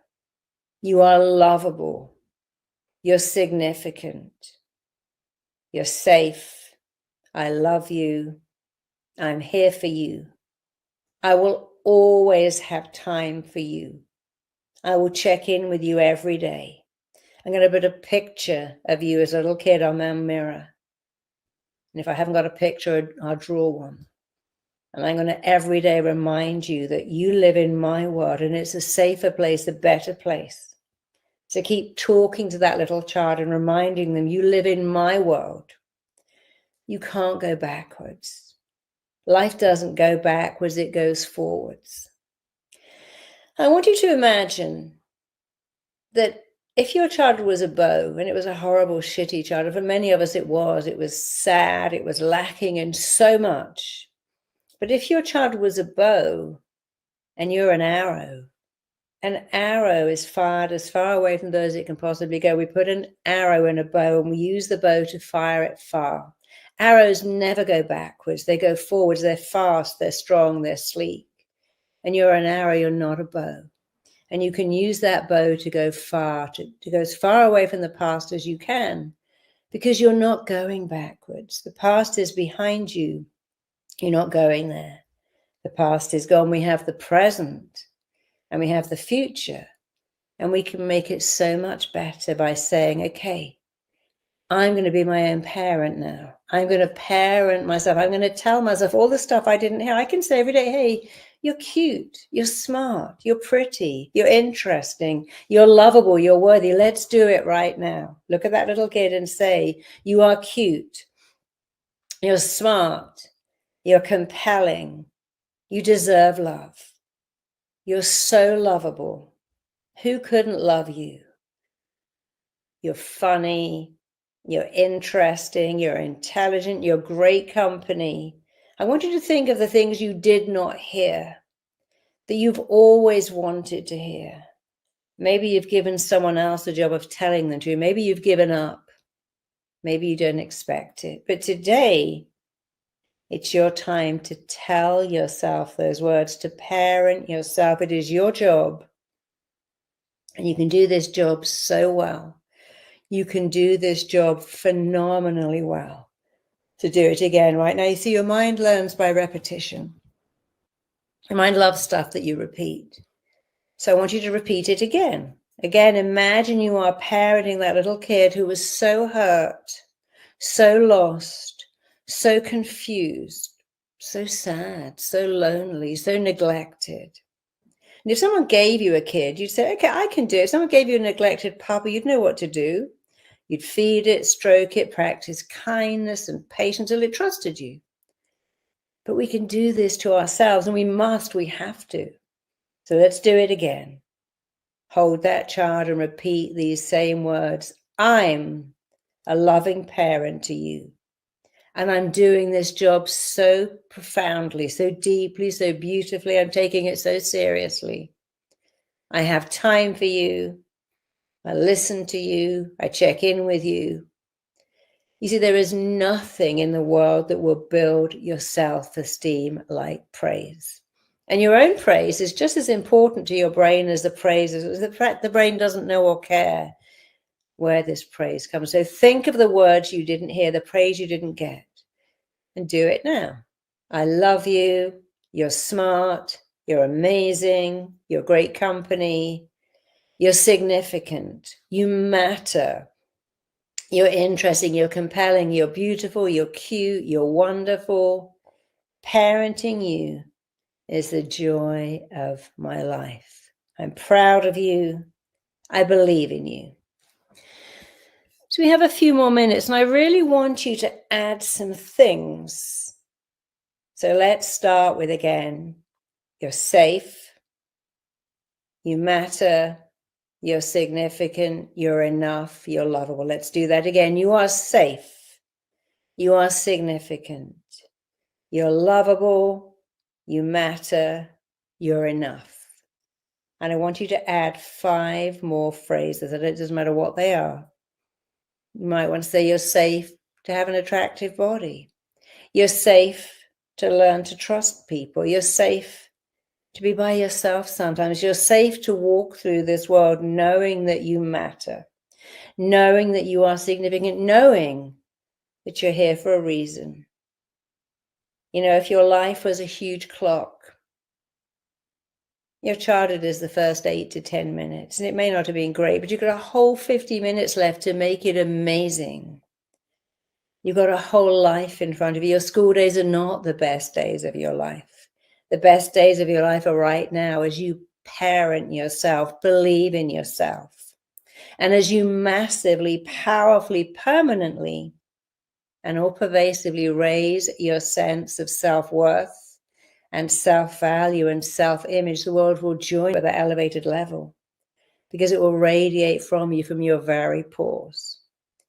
So let's just take the remaining 2 minutes and just pour into that kid love, significance, connection, joy, gratitude that they're there.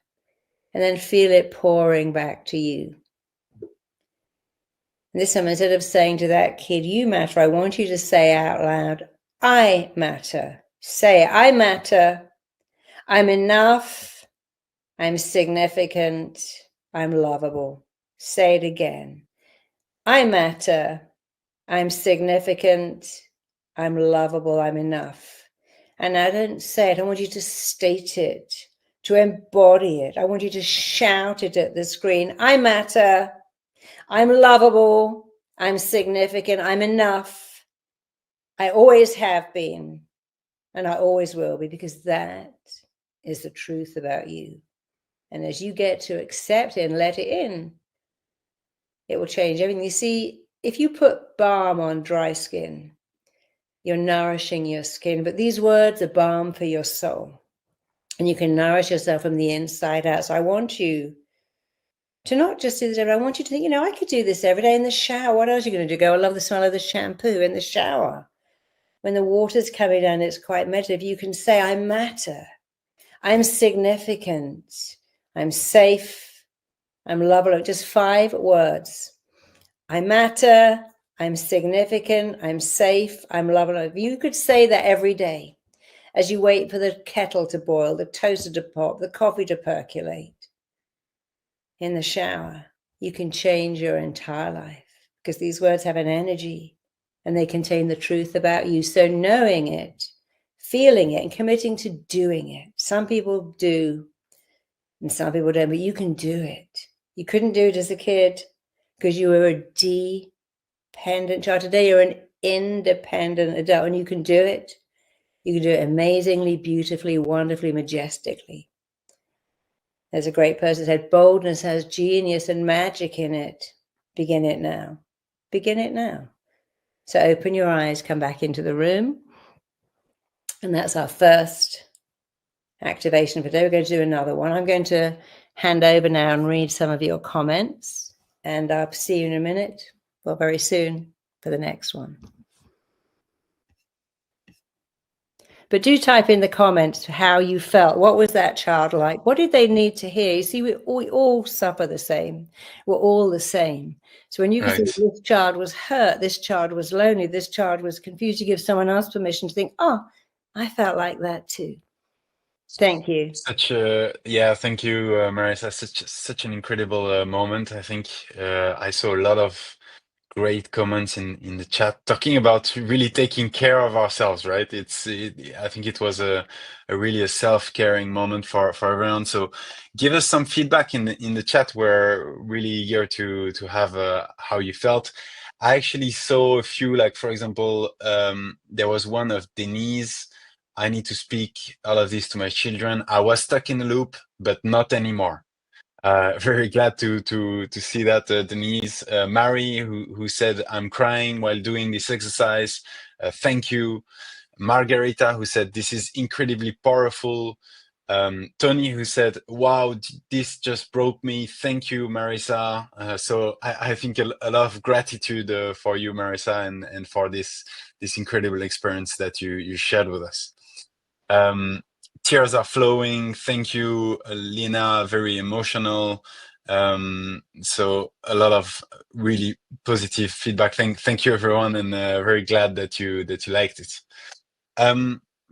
So maybe we can move on, Marisa, to the next part with the group hypnosis session. Sure. Yes, we're going to do some hypnosis now, and it's going to be quite different, a little bit similar. One of the things about the brain is that the most vexing thing about a brain for therapists like me is the brain likes what it's already known. So when something's familiar and known, it wants to go back there. And while it likes what is familiar, it doesn't like what is unfamiliar. And so if you've never been praised and was, hey, you look great, to go, oh, no, this old thing, I really don't. Or, hey, I loved your talk. I was terrible. Didn't you notice I missed the best bit? Hey, I hear you got the best person. Yeah, the best person was sick. I got that award by mistake. So if praise is not familiar, we reject it. So here's a fact. The human brain is wired to like what is familiar and known. But here's another fact. You can make anything you like. You can put some silicone on your finger and put it in your eye every day until it becomes so familiar. You can do it without a mirror. So we've got to make good stuff familiar. But here's another thing the brain likes. It really likes military style language. And I created a program called DICE. It means I direct, instruct, code, compel, condition, and empower my body to heal itself.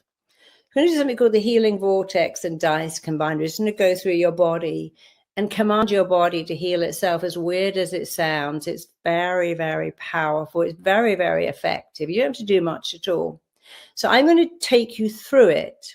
But I want you to remember this dice: direct, instruct, command, code, compel, empower. You know, I had cancer twice, and each time I directed my body to heal itself super fast, and it did. I got run over 2.5 years ago, and I was told I would never be able to walk properly.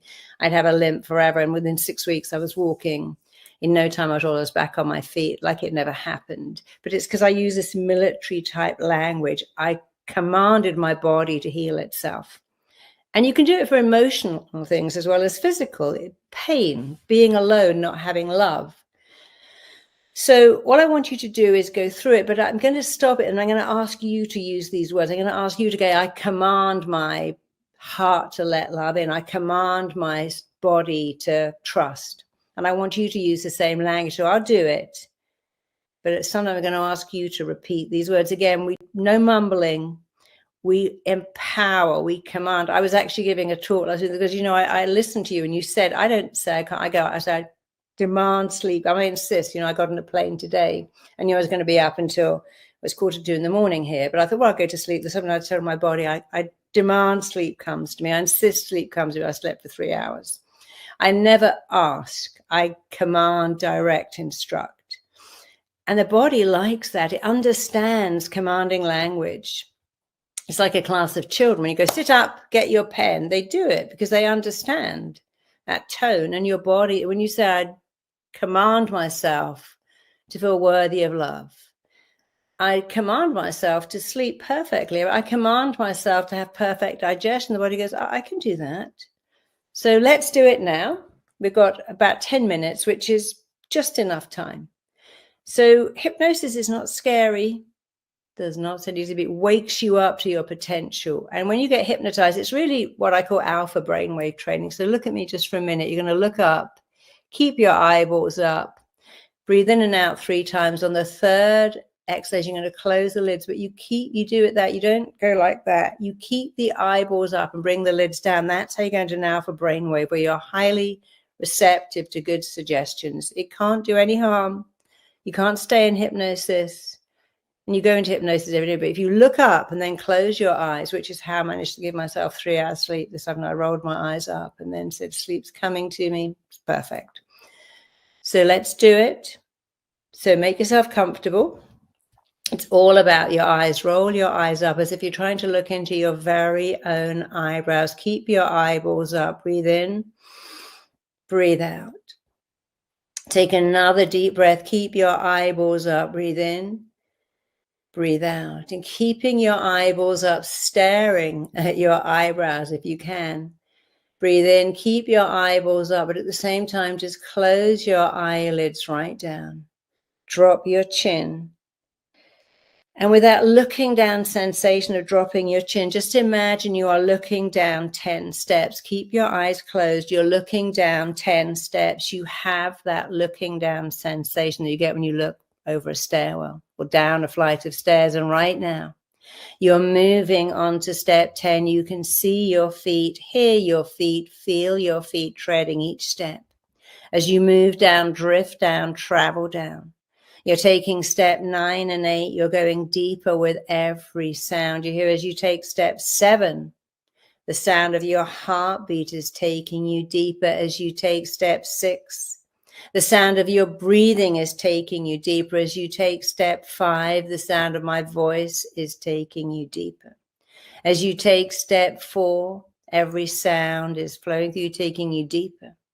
You're taking step 3, going deeper into an awareness of yourself. You're taking step 2 and 1.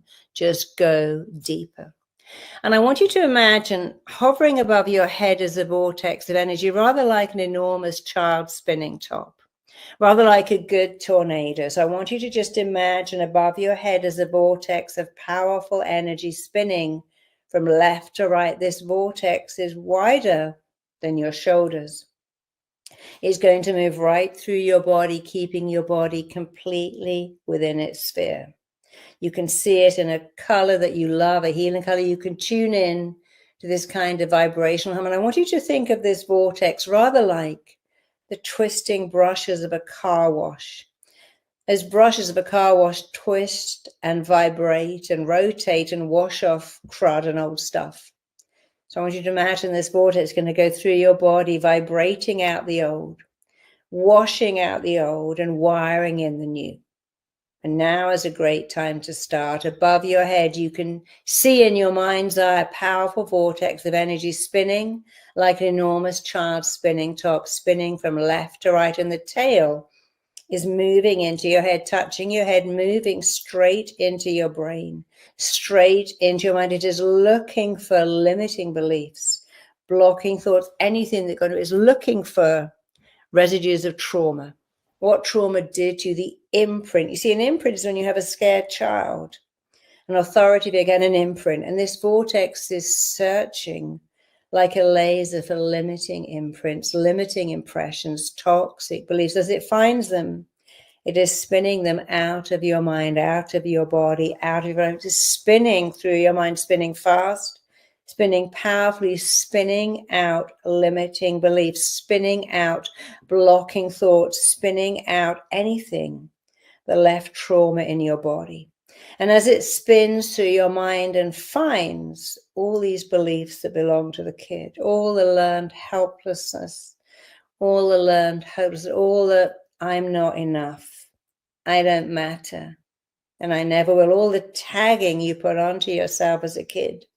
This vortex is spinning out the tags, spinning out the not enoughness, vibrating it out of your body, because it's constantly traveling down.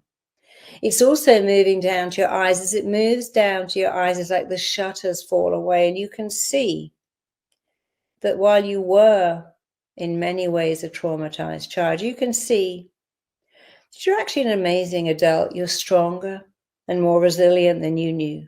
You have strength, you have wisdom, you have beauty. You're a survivor, and that makes you fascinating.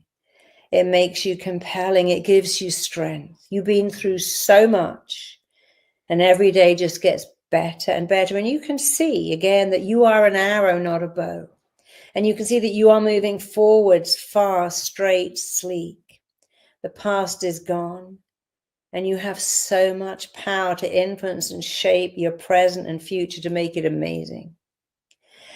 And as the vortex travels down to your ears, you're beginning to hear your voice reminding you every day that you matter. So I want you to tune in and hear your voice every day saying, I matter, I'm significant, I'm enough, I am lovable, I am safe. And as the vortex spins down to your mouth, you can actually hear your mouth saying these words. In fact, this vortex is wiring into a compelling, overwhelming, irresistible need, a drive to say these very words every day. Say them right now. I'm safe, I matter, I'm significant, I'm enough, I am deeply lovable. And if you ever want to quantify, you quantify by doing this. I'm lovable because I'm lovable. I'm enough because I'm enough, just the way I am. So the vortex is spinning from your mind, what you think, to your eyes, what you see, to your ears, what you hear, to your mouth, what you say. It's traveling down your shoulders. It is traveling to your heart, your big, beautiful heart. And of course, your heart was broken many times, mine too. But you have a very functional heart that knows one thing, how to repair itself and come back for more. You have a beautiful heart that knows how to give and receive. And I want you to see all these scars on your heart, like that beautiful gold filigree you see in Japanese vases. You see, a bodybuilder, to make a muscle really big, must break it using very heavy weights and rest it, and it becomes bigger. You want big arms, you lift weights, rest, and then your arms have bigger muscles. So your broken heart is just a bigger, better heart. It never lost its capacity to give and receive love. But today you're discerning. You give love to those who are worthy of it. As Tim said, you find people you are safe with. You are discerning. You like yourself so much. You love yourself so much. You can be on your own. And you let people into your life who benefit you and are benefited by you. You have a discerning heart, a discerning mind. You're a true survivor. And you look at your big, beautiful heart and see as this vortex spins and twists and turns that you can indeed give love. You can give love and you can receive love. The more love you give, the more you receive, the more you receive, the more you give.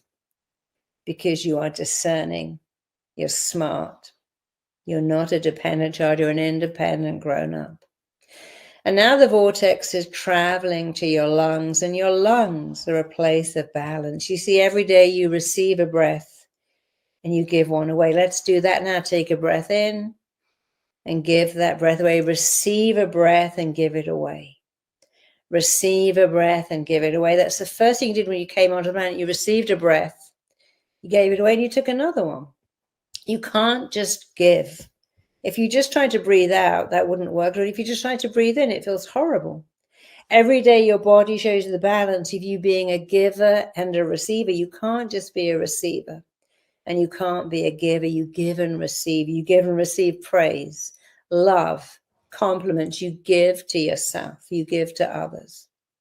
The vortex is traveling through your organs, traveling through your body, traveling from your lungs to your stomach, the seat of all emotions, to your gut, the second brain, traveling down your spine so you hold your head up high. Your whole body is covered, encased in this beautiful healing energy vortex. It is spinning, twisting, turning, spinning out toxic thoughts, spinning out toxic beliefs, spinning out toxic memories, leaving behind calm, strength, resilience, freedom. Freedom to give and receive love to the right people, to know that you're okay, you're a true survivor, you are resilient. But now is your moment to use a little bit of this dice, to say, I direct, instruct, code, compel. Think of something that you require. Maybe love, maybe safety, maybe calm, maybe peace, maybe to know that you're a great parent, that you can parent yourself and your children if you have them. But let's work on love. So I want you to just simply say, I instruct myself to give and receive love. Just say that I instruct myself to give and receive love. I code myself to recognize how lovable I am. I command myself to see that I'm worthy of love. Just keep repeating these words. They might not make sense. They might feel silly. Often these things feel silly or annoying or irritating, but that just means they're not familiar, rejecting. But if you go, no, I kind of like it, that's good, you're making it familiar. Remember, your brain likes what is familiar, which is to go back there. That's its job. Your job is to make better words. But when you do your job, your brain can do its job. So let's make this familiar. Repeat after me. I code myself to feel safe, to be loved. I instruct myself to recognize I am lovable. I direct, instruct, code, and compel my mind and body to recognize how lovable I am. Say that whole thing. I direct, instruct, code, and compel my mind and body to recognize and resonate how lovable I am. Let's do it again. And I want you again to state it, affirm it, embody it, shout it. Don't mumble it, don't whisper it, shout it out. I direct, instruct, code, and compel my mind and body to feel safe, to feel lovable, to know I'm enough, to know I matter, to know I'm significant. Let's do it again. Repeat after me. I direct, instruct, code, compel my mind and body to recognize I am safe, I am lovable, I'm enough, I'm significant, I matter. Think of some other things you would like to direct, instruct, code, compel, and say them. Repeat after me. I direct, instruct, code, compel my mind and body to recognize that I'm smart, that I matter, that I'm meant to be here, I have something to offer the world. You can add anything you like, because this is not just about doing it, it's about learning. I want you to repeat this again every day, to just take a few minutes to direct, instruct, code, compel, and empower yourself to feel safe, to feel lovable. You see, your body is a healing machine. If you cut your hand, it will heal all on its own. The placebo means that your body with certain directions can heal all by itself, physically, mentally, emotionally. Many of you suffered greatly, I know that. But you have a great power to heal, to come back, to say, I can't change the past, but I can change the present and the future. I can make better choices. I can put myself with better people. I can be safe. I can walk through the world knowing I matter. I have something to offer. You can walk through the world knowing that you have something to offer the world, that you had a broken heart, but it's just bigger, more beautiful, more able to give and receive love than ever. So just take the last few minutes to let this vortex spin. It's covering your entire body. It's traveling down your arms, traveling down your legs. It's working on your energy, your frequencies. You know, we're all matter. Quantum physics, the most reliable science in the world, says you're matter, I'm matter. But if you can just change your vibrations, you can change your whole life. So for the last minute, believe this vortex is changing your vibrational body, having you vibrate a different frequency, a frequency of safety and love and connection and significance, a frequency of joy that you made it, a frequency of being an arrow, not a bow. The bow is gone. No one cares about the bow. We only care about the arrow, and you're an arrow. So as this vortex spins and twists, and change your vibrations, change your frequency to those of someone who says every day, I matter, I'm safe, I'm enough, I'm lovable, I'm significant. The universe that put me here is supporting me. You can now just let the vortex leave your body. Imagine opening 2 valves in the soles of your feet. This vortex is leaving your body, pulling out of your body, leaving your body, leaving you feeling strong and well and shiny. Just like when a car comes out of the car, which looks all shiny in you. You feel shiny, resilient. You are resilient. You're a survivor. You're resilient. You are strong. You are lovable. You matter. And as you know it, everyone else will get to know it too.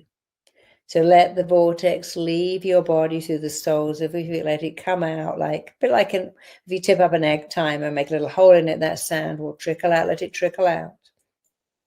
Open your eyes. Come back into the room. Remember, every day, I want you to choose to say, I matter, I'm lovable, I'm enough, I'm significant, I'm safe. You can even add, I'm an arrow, because you are. I'd love to spend longer with you, but that was all the time I had. But it was just enough time. Thank you so much. Thank you. In the comments how you found that. Thank you, Marisa. Yeah, let us know in the comments how did you feel about this group hypnosis session. For me, I felt already at the beginning that I was sort of going to the ground, and I felt I saw some people having the same feeling. So let's see how people felt. A lot of thank you so much. A lot of gratitude, I think, from everyone in the room. Okay, so now we're gonna go to the Q&A. We have a few questions from people that we've been gathering through the whole session. Jennifer, who says that was healing. I have Ingrid, who said I feel light. Donna, who said I'm amazed that the love I extended to me as a child, I feel inside myself now. So a lot of incredible testimonies here, Marisa. So thank you so much. You're welcome. Okay, so let's get to the questions. We're going to try to take. We're not going to be able to take all of them, but we're going to try to take a few at least, and maybe we can try to respond with 2 minutes answers so that we can get to as many as we can. So before the questions on healing, I'm just going to respond a few questions on the masterclass of Gabor. So I had a question: how long is Gabor's masterclass? It's about 7 hours. It's 17 lessons. When does the masterclass start after I sign up? So James, as soon as you sign up, you get the masterclass straight away. I had Daniel who said, "Can I watch the masterclass on my phone?" Yes, you can watch it on your phone, on your tablet, on your computer. You can also watch it offline if you should like. Mark, who says, "Can you remind me of the offer, and is it possible to pay in installments?" So I'll just share the offer again. The offer is to have ultimate package, which is called Mentorship Plus, which is usually $300, but for the healing days, it's $99. And it includes Gabor's masterclass, the Heal Method, the Heal Masterclass, but also weekly live sessions with specialized coaches, exclusive webinars, and also all the future healing masterclasses that we're preparing. And actually, one last thing that I didn't mention, I see a lot of people are asking about the replay and of the webinars during the healing days. There will be the replays inside the access of Mentor Show, so you also get that in the $99. All right. So first question for Tim is a question from Angela, who says, "So to clarify, the brain is an information processor and the entire nervous system is actually the mind?" ? Yeah, so I think what Gabor said at the very beginning is the mind is more than just a calculating machine. It's so your whole vagus nerve is sending you information, your heart and the nerves around that, your gut, all of that is sending information. And so it's processing at a conscious level. Over 90% of the brain is working at a subconscious level. And so it's a way bigger than just kind of that little calculator in your brain that is consciously processing information. It's your identity, it's your coping, it's all kinds of biases and assumptions and beliefs that you might not even be aware you have, plus thousands of nuanced things about how to live and respond in a million different situations. So yeah, you got to think of the brain as much bigger than kind of traditionally we might have thought of it. Right. Next question is Feggy Stern, who asked maybe for Marisa, what role does joy and play have in healing trauma? Well, we know that children who are adopted, and the brain has this brutal thing called use it or lose it. So children who are adopted from places like Romania, where they were tied into their cribs and never played and never danced, didn't develop that part of their brain. And it's very important to play and laugh at any age. You age much better if you can laugh and feel joy. And joy comes from very simple things: waking up and hearing birds sing, clean sheets. You know, when you ask me what gives them joy, it's never, oh, going on a yacht. It's like, my first cup of coffee is sensational. I love this particular shower gel. I always use it. So put some joy in your life. Joy is the little things. Waking up and your cat's jumped on the bed, your dog greeting when you come home, someone holding your hand, someone being kind to you, and put joy in your life. And if you can practice gratitude for the little things, you know, I wake up and think, oh, I love my first cup of tea. I love my husband. I love my house. I always wake up thinking I found something to love, like usually birds singing or just loving, waking up and think, I haven't got to get out of bed yet. That's so lovely. If you can have an attitude for gratitude for little things, then big things become amazing.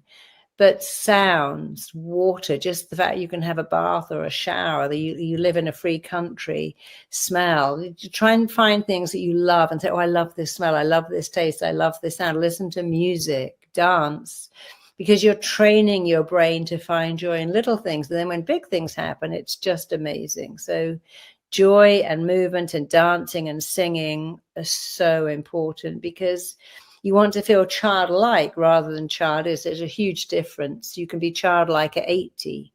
So embrace that. It's very important. Right. The importance of practicing these emotions is really crucial. We have a next question from Emily. My question is for Tim. On the 3 coping mechanisms you mentioned, which of those covers people who become dismissive, avoidant, and repeatedly moves through relationship, partners, or jobs? Dismissing people is another maladaptive behavior to avoid projected pain. Yeah, so I think the whole attachment, understanding of attachment is when people don't have secure attachment and have insecure attachment. Some go to anxious attachment or avoidant attachment. And so the anxious attachment is the person that is always trying to get assurances that they're loved, looking, like Marisa said, looking to somebody else to meet all their needs, and always insecure whether that person's going to be there for them. The avoidant person is just don't deal with problems, just stay away from getting too connected. And so typically you get an avoidant attracted to an anxious person, and then they have their own set of issues. But that attachment and lack of attachment can work itself out differently in people's lives. And that becomes some of the maladaptations that come out of that. Mm-hmm, mm-hmm. I guess the other corner of the same stone is a question from Jenny Matthews, who says, hyper-dependence is a response to present or past trauma. How can we ever heal from it? For Marisa.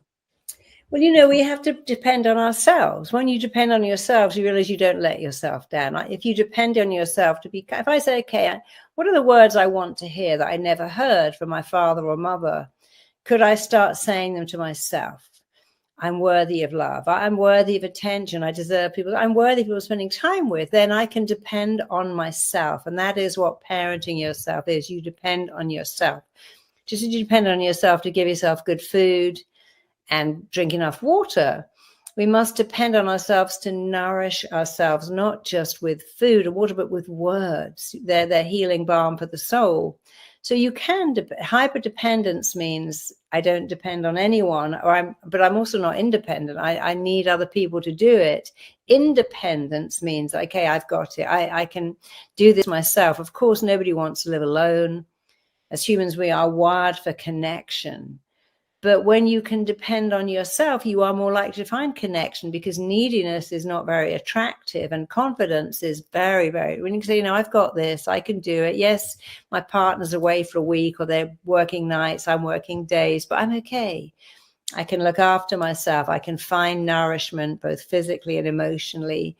You know, a lot of people say to me, I'm disconnected. I go, what are you doing about it? What do you mean? Well, disconnection is a choice. So I used to have a magazine. I was in what you call an advice column. People write and go, I'm disconnected. What are you doing? Nothing. What have you tried walking people's dogs, volunteering? Oh, no, not doing any of that. Well, that's then you're choosing disconnection. You could choose. In fact, one of my clients told me, she said, I listened to you. I got a job at an animal shelter 2 nights a week. I found a guy there. I've been married for 5 years. I've never been happier. Who would have thought feeding baby robins and rescuing hedgehogs would make the love of my life? But she had to choose connection, and she loved animals, and she was brokenhearted when her relationship ended. And she gave something that gave her joy. And in that joy, she found a guy who thought, oh, I love her. Look at her. She's amazing. And they are so happy. They're like meant to be together. But dependence again is I depend on you to make me better. Well, we can't give it. You can't even say, hey, doctor, here I am. Fix me. Doctors don't fix you. They fix you. You have to fix yourself. You can't give agency to other people. Depend on yourself. It makes you attractive. Confidence is attractive. It also makes you feel safe, because you go, okay, I can be alone for the weekend. It's okay. My husband had to go away for 10 days. I thought, what am I going to do? I ended up having the best time. I had such fun. I didn't plan it. I thought it's going to be so quiet here, but it was fantastic. But you have to depend on you. We can't, if give other people the job of making us feel good, then we're always needy.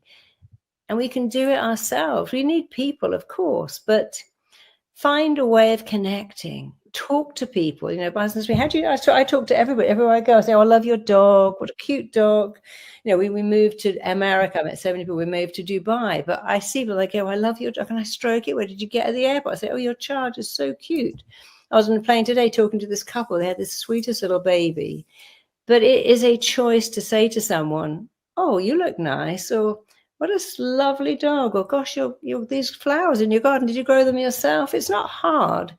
It's unfamiliar. So we have to choose to make what is unfamiliar familiar. And if you can choose to make connection familiar, to talk to people, to join some groups, to volunteer somewhere, you won't be alone. I had a client who said, one Christmas, she took sleeping pills and slept for 2 days because she was there. The following Christmas, she joined a shelter. She fed some, she was a hairdresser. She cut some homeless people's hair. She had the best Christmas ever. I didn't realize I had to step out of myself. Instead of looking for people to come to me, I went to them. I found a shelter, cutting people's hair. I had a fantastic time. But we can't, the cavalry isn't coming. We have to go out and do it ourselves. But we're all grown up. It's not as hard as it sounds. Find connection, choose connection, and choose to believe that you can do it, and your life will get a lot better. Mm-hmm. All right, let's. I'll just answer. I saw a question from Sophie. Is the heal offer only available today? So no, it's going to be available during the healing days. But just one thing is that, as I mentioned before, there's 500 spots, just because we've really carefully selected the coaches that will be working with you. So we want to make sure that everyone gets the right quality. So there's only going to be 500 spots, but the good thing is that you have the risk-free guarantee, where if you are not happy at some point with the content and you've watched the masterclass, you've done the exercises, you can get a refund. So next question is for Tim from Dylan Cook. If I can list a long list of traumas, how do I order them from being most important to deal with to least important to deal with? That's a good question. I think for some people, to start with ones that are the biggest ones is too difficult. And so to start with something smaller, they kind of build a agency and tolerance that titrates them into kind of being able to handle more and more. So that works for some. Others, it's like, if I don't deal with this big one, I'm never going to get to square one. So I got to start with a lot of support and help to really get through it. So I think it really depends on the person. I wouldn't spend too much time trying to analyze and making sure you kind of get this perfect plan in place. Just start with what feels comfortable today, and then gradually you're just going to keep adding more and more to this recovery plan. We have a question from Mayra Zafar, which is how to make a child feel seen, loved, and validated, and how to know that they feel that way. There's a lot of question on parenting. The most important thing as a parent is be present with your kid. I wish I'd known that when I was a parent. I didn't. I found out later, but be present. Put the phone down, switch your phone off, get off the computer. All they want to do is like make cookies in the kitchen, play in the garden, but be present. That is your job. When you walk, it's like when you walk into the office, you're pretty go to work. I've got to be present, but go home and be present. The best thing to do for kids is be present. If you can do that, just think, okay, I haven't seen them. Can I just be present for a couple of hours? Can we watch TV together without me looking at my phone, checking my iPad? Can I just be in the moment, whatever we're doing? You know, I took my kid to Disneyland once, but she said the best memory she ever had is when we just played Ready, Steady, Cook in the kitchen and we played this game. And she always remembers the simple things. I remember making jam with my grandmother. It was a highlight of my year because she was so present. We did it together. Secondly, apologize to your kids a lot. Darling, today mummy wasn't present. Today mummy lost it. My dad said, Mummy, have you got your period? I said, she goes, I knew it. I'd apologize. I'm sorry, mummy's got her period. She's a bit cranky. And I'd always apologize to her. And thirdly, praise them a lot. You know, you're so kind to your grandparents. You're so sweet with a guinea pig. You're so nice at helping mummy. So be present, praise them a lot, and apologize. It makes them feel so good, because if you don't apologize, kid, you're not enoughness comes from my mum doesn't love me. She's always showing. When you go, darling, mum's had a very bad day. Her boss was cranky. It's not, they don't join the I'm not enough club. When you tell them, I was having my period, I forgot to have lunch, I was a bit rushed.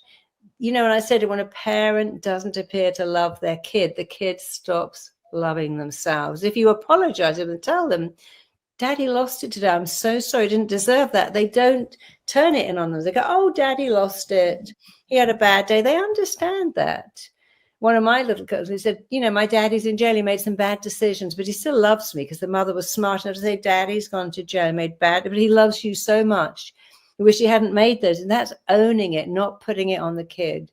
So own your stuff.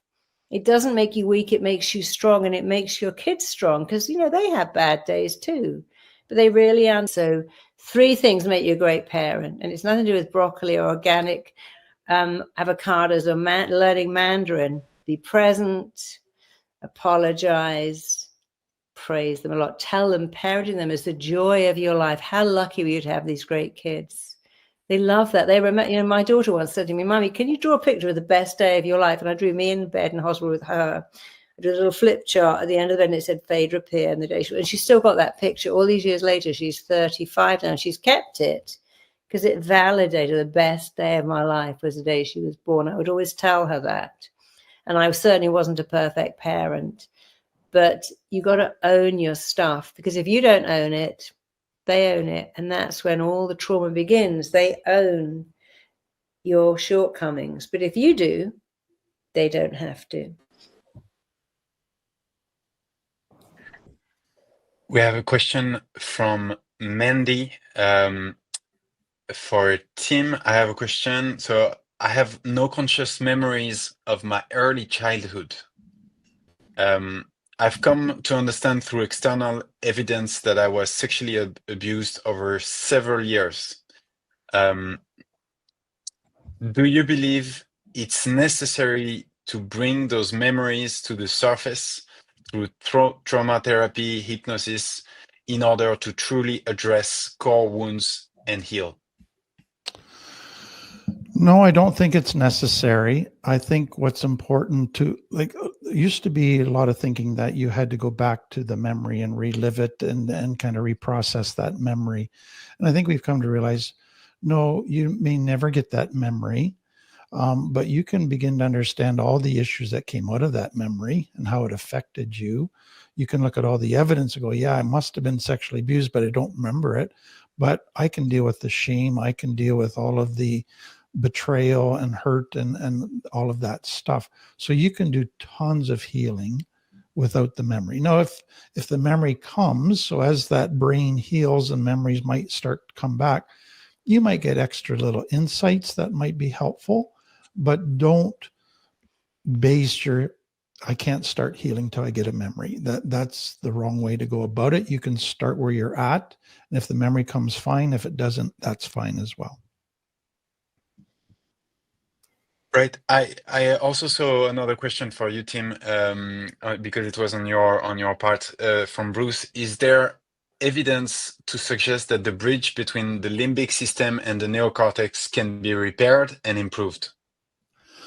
Definitely. And I think it's so important to realize that much of healing trauma is actually, there's a war in your brain. Your cortex has new tools. Your limbic brain keeps wanting, every time it's triggered, to go back to the old survival tools. It pulls you based on reasoning of emotions, not based on reasoning on the evidence. And so there's just constant battle between the two. But also when you're triggered, the limbic brain takes over. And so you have to kind of learn to regulate your emotions, and when they get dysregulated, to get yourself grounded again back to your cortex. Like Marisa said, that will feel very weird at first, very uncomfortable, even annoying to learn those tools, because it's unfamiliar. It's familiar just to go with the limbic brain and to act out and to do all that stuff that you later regret. And so I tell clients all the time is that, 98% of the time you can live out of your cortex and be a wonderful parent, partner, all of those things. But when your fear of abandonment gets triggered, you can be like this different person comes out that's a monster. But it's in that 2% of the time when you're triggered, that's when you hurt the people you love the most. That's when you do the most damage. That's when you have your greatest regret. And so it's learning to, it's like the train is leaving the station when you get triggered. And how do you slow it down? Because it's leaving the station, and it's learning the tools in that very difficult time to ground that limbic brain, to regulate it, get yourself back into your cortex and acting. Some of the toughest tools to learn, but they're learnable. And once you do, the growth that can happen is fantastic. We're just going to take a couple more questions. We really tried to answer as many, but so sorry for maybe some people who didn't get their answers answered. But just a couple more. So one from Marisa, from Renate Steinmetz. How do you know who is safe to be authentic with? Well, you got to trust your gut. People show you who they are. Don't rush into relationships too quickly. Get to know people. What are their relations like with their family? Do they have good family relations? What are they like with other people? If they're rude to people, then people show you who they are very quickly, but take it slow. If you meet someone, meet them in a social place, meet them again, and then meet their friends. Find out who they are. People show you who they are very quickly most of the time. And often we just think, oh, wait, I'm just going to ignore that. Don't ignore it. I remember years ago, I went on holiday with somebody. We both had daughters. He wouldn't buy his daughter a single gift. And I thought, oh, I'm not going to ever see you again. He showed me this incredible means that I pay for her school fees and that's it. I'm like, aren't you going to buy her a little present? No, I said, okay, I'll buy her one. And I knew that was a sign. And it was up to me then to think, don't see this person again, because mean-spirited people, when it's one thing to be poor, but he wasn't poor, but he was so mean. And I didn't like that. When you see people cruel to animals or rude to waiters, or they don't have any family around, they don't have any friends. So we have to be discerning. Who is this person? Find out who they are. But also, we also have to understand our own thing. We often say, I'm broken. A broken childhood doesn't mean you're broken. It means your childhood was broken. Damaged parenting doesn't mean you are damaged. It means you come from damaged parenting. So don't say I'm broken. Say I came from a broken home. My parenting with my parents were damaged. But don't give yourself unnecessary labels, and learn to like yourself so much that you'd rather be on your own than with the wrong person. That's the real thing. When you go, I'd rather be by myself forever than with someone who isn't good enough, who isn't right, because damaged people attract damaged people. Then you have a damaged relationship. So join groups, join AA, join Codependence Anonymous, find people that are healing themselves, hang out with better people, but also say, you know what? I remember when I decided one day, I thought, my life is so great. If I never find anyone ever, I'm all right. I was married 10 months later because I was so happy being by. It took a while to get to like myself, to like my own company. And when I got to that place, I met somebody and we had a connection. But you can't really come out of a relationship when you're so needy and go, I need someone. I can't be alone. I can't be by myself. What's wrong with being with you? You're a great person. Alone means being alone with you. So you got to get to that place of saying, I can watch TV, I can read a book, I can go for a walk, I can do stuff. That's when you're ready to find someone. Don't go at it from I'm so empty, I'm looking for my other half, because you're not half, you're whole. You don't need someone to complete you, and you don't need your other half, because you're not half, you're already whole. Have a relationship with you first. Give yourself love. We spend so long trying to make some person love us. If we just put that time into loving ourselves, and nothing has to be changed, injected in, snipped off, nothing has to be done. When you fall in love with yourself, it's such a great place to be. And then other people love you too. They go, wow, you're so great. I love being around you. So put your energy into loving you, parent yourself, love yourself, have a relationship with you. And then you'll make much better. And you'll go, oh no, I don't date those kind of people. I'm not interested in addicts or people that are going to spend my money or not turn up. If somebody says, I'll email you, but they never want to see me, I'm not going to be with somebody like that, because then you have a better sense of what you're worth. And you're worth love, and you're worth somebody committing to you and you committing to them. But you got to be alone with yourself first. We have a question for Tim from Alex Falls. How dangerous is having the cortisol flowing through my gut and pain my chest from stress every day? Well, Gabor's written a whole book on that, and it's what they've basically found is cortisol. It begins to affect your immune system. It affects your body. So a lot of your autoimmune diseases, they're now seeing as cortisol connected. Over 90% of diseases in the West are due to cortisol. So diabetes, heart, even cancers there's connections to cortisol. And so it's really realizing that, again, cortisol was designed to be a very short blast to get you fight or flight into safety. When it's there ongoing, it just begins to take its toll on the whole body and immune system and brain in very negative ways. Right. We'll take one last question for Marisa, and then we'll close for today. It's from Diana, who says, how do you know if you are healing correctly? Because you start to feel better. You know, we change in three ways. There's instant change. You go, wow, I feel different. But then there's also cumulative, bit by bit. And then there's retroactive, wake up and think, oh, I don't feel that panic in my body that I'm alone in the house anymore. Or, oh, I don't have that stress anymore. So there is a lag time between doing the work and feeling better. So remember, you can change instantly, cumulatively, or retroactively. But you just start to feel calm. You start to live in a place of gratitude, and you start to like yourself. And until you like yourself, nothing else matters. So that's where we're going to think, yeah, I'm a good person. I can let people praise me. I'm a nice person. I do good things in the world. So give it time. Don't expect to change immediately if you're a retroactive or cumulative changer. But, you know, you get the chance to change twice every day of your life. Change a thought, change a belief. It changes how you behave. People say, how long does change take? Well, it can take 21 days. It can take 21 seconds. But if you start to say, I'm enough, that's one of the most important changes you can make. Say it, state it, affirm it. Just that on its own can change your entire life. But don't just hear it, do it.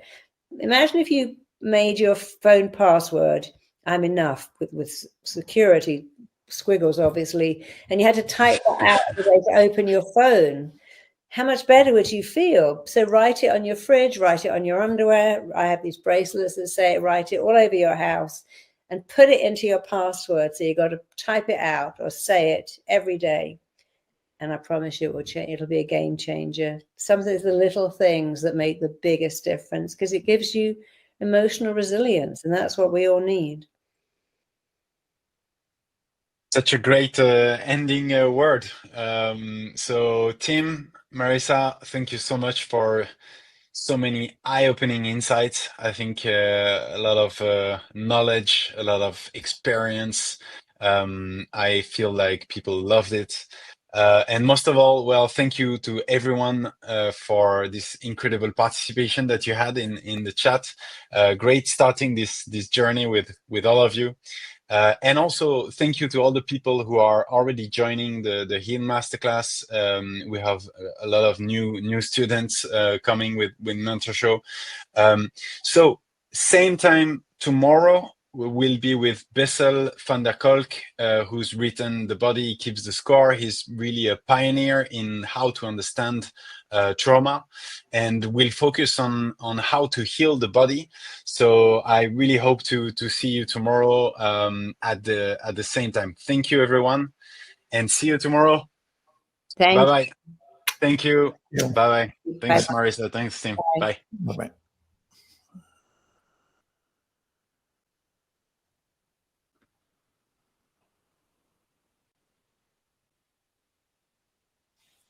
You can both leave the room here. There you Okay. go.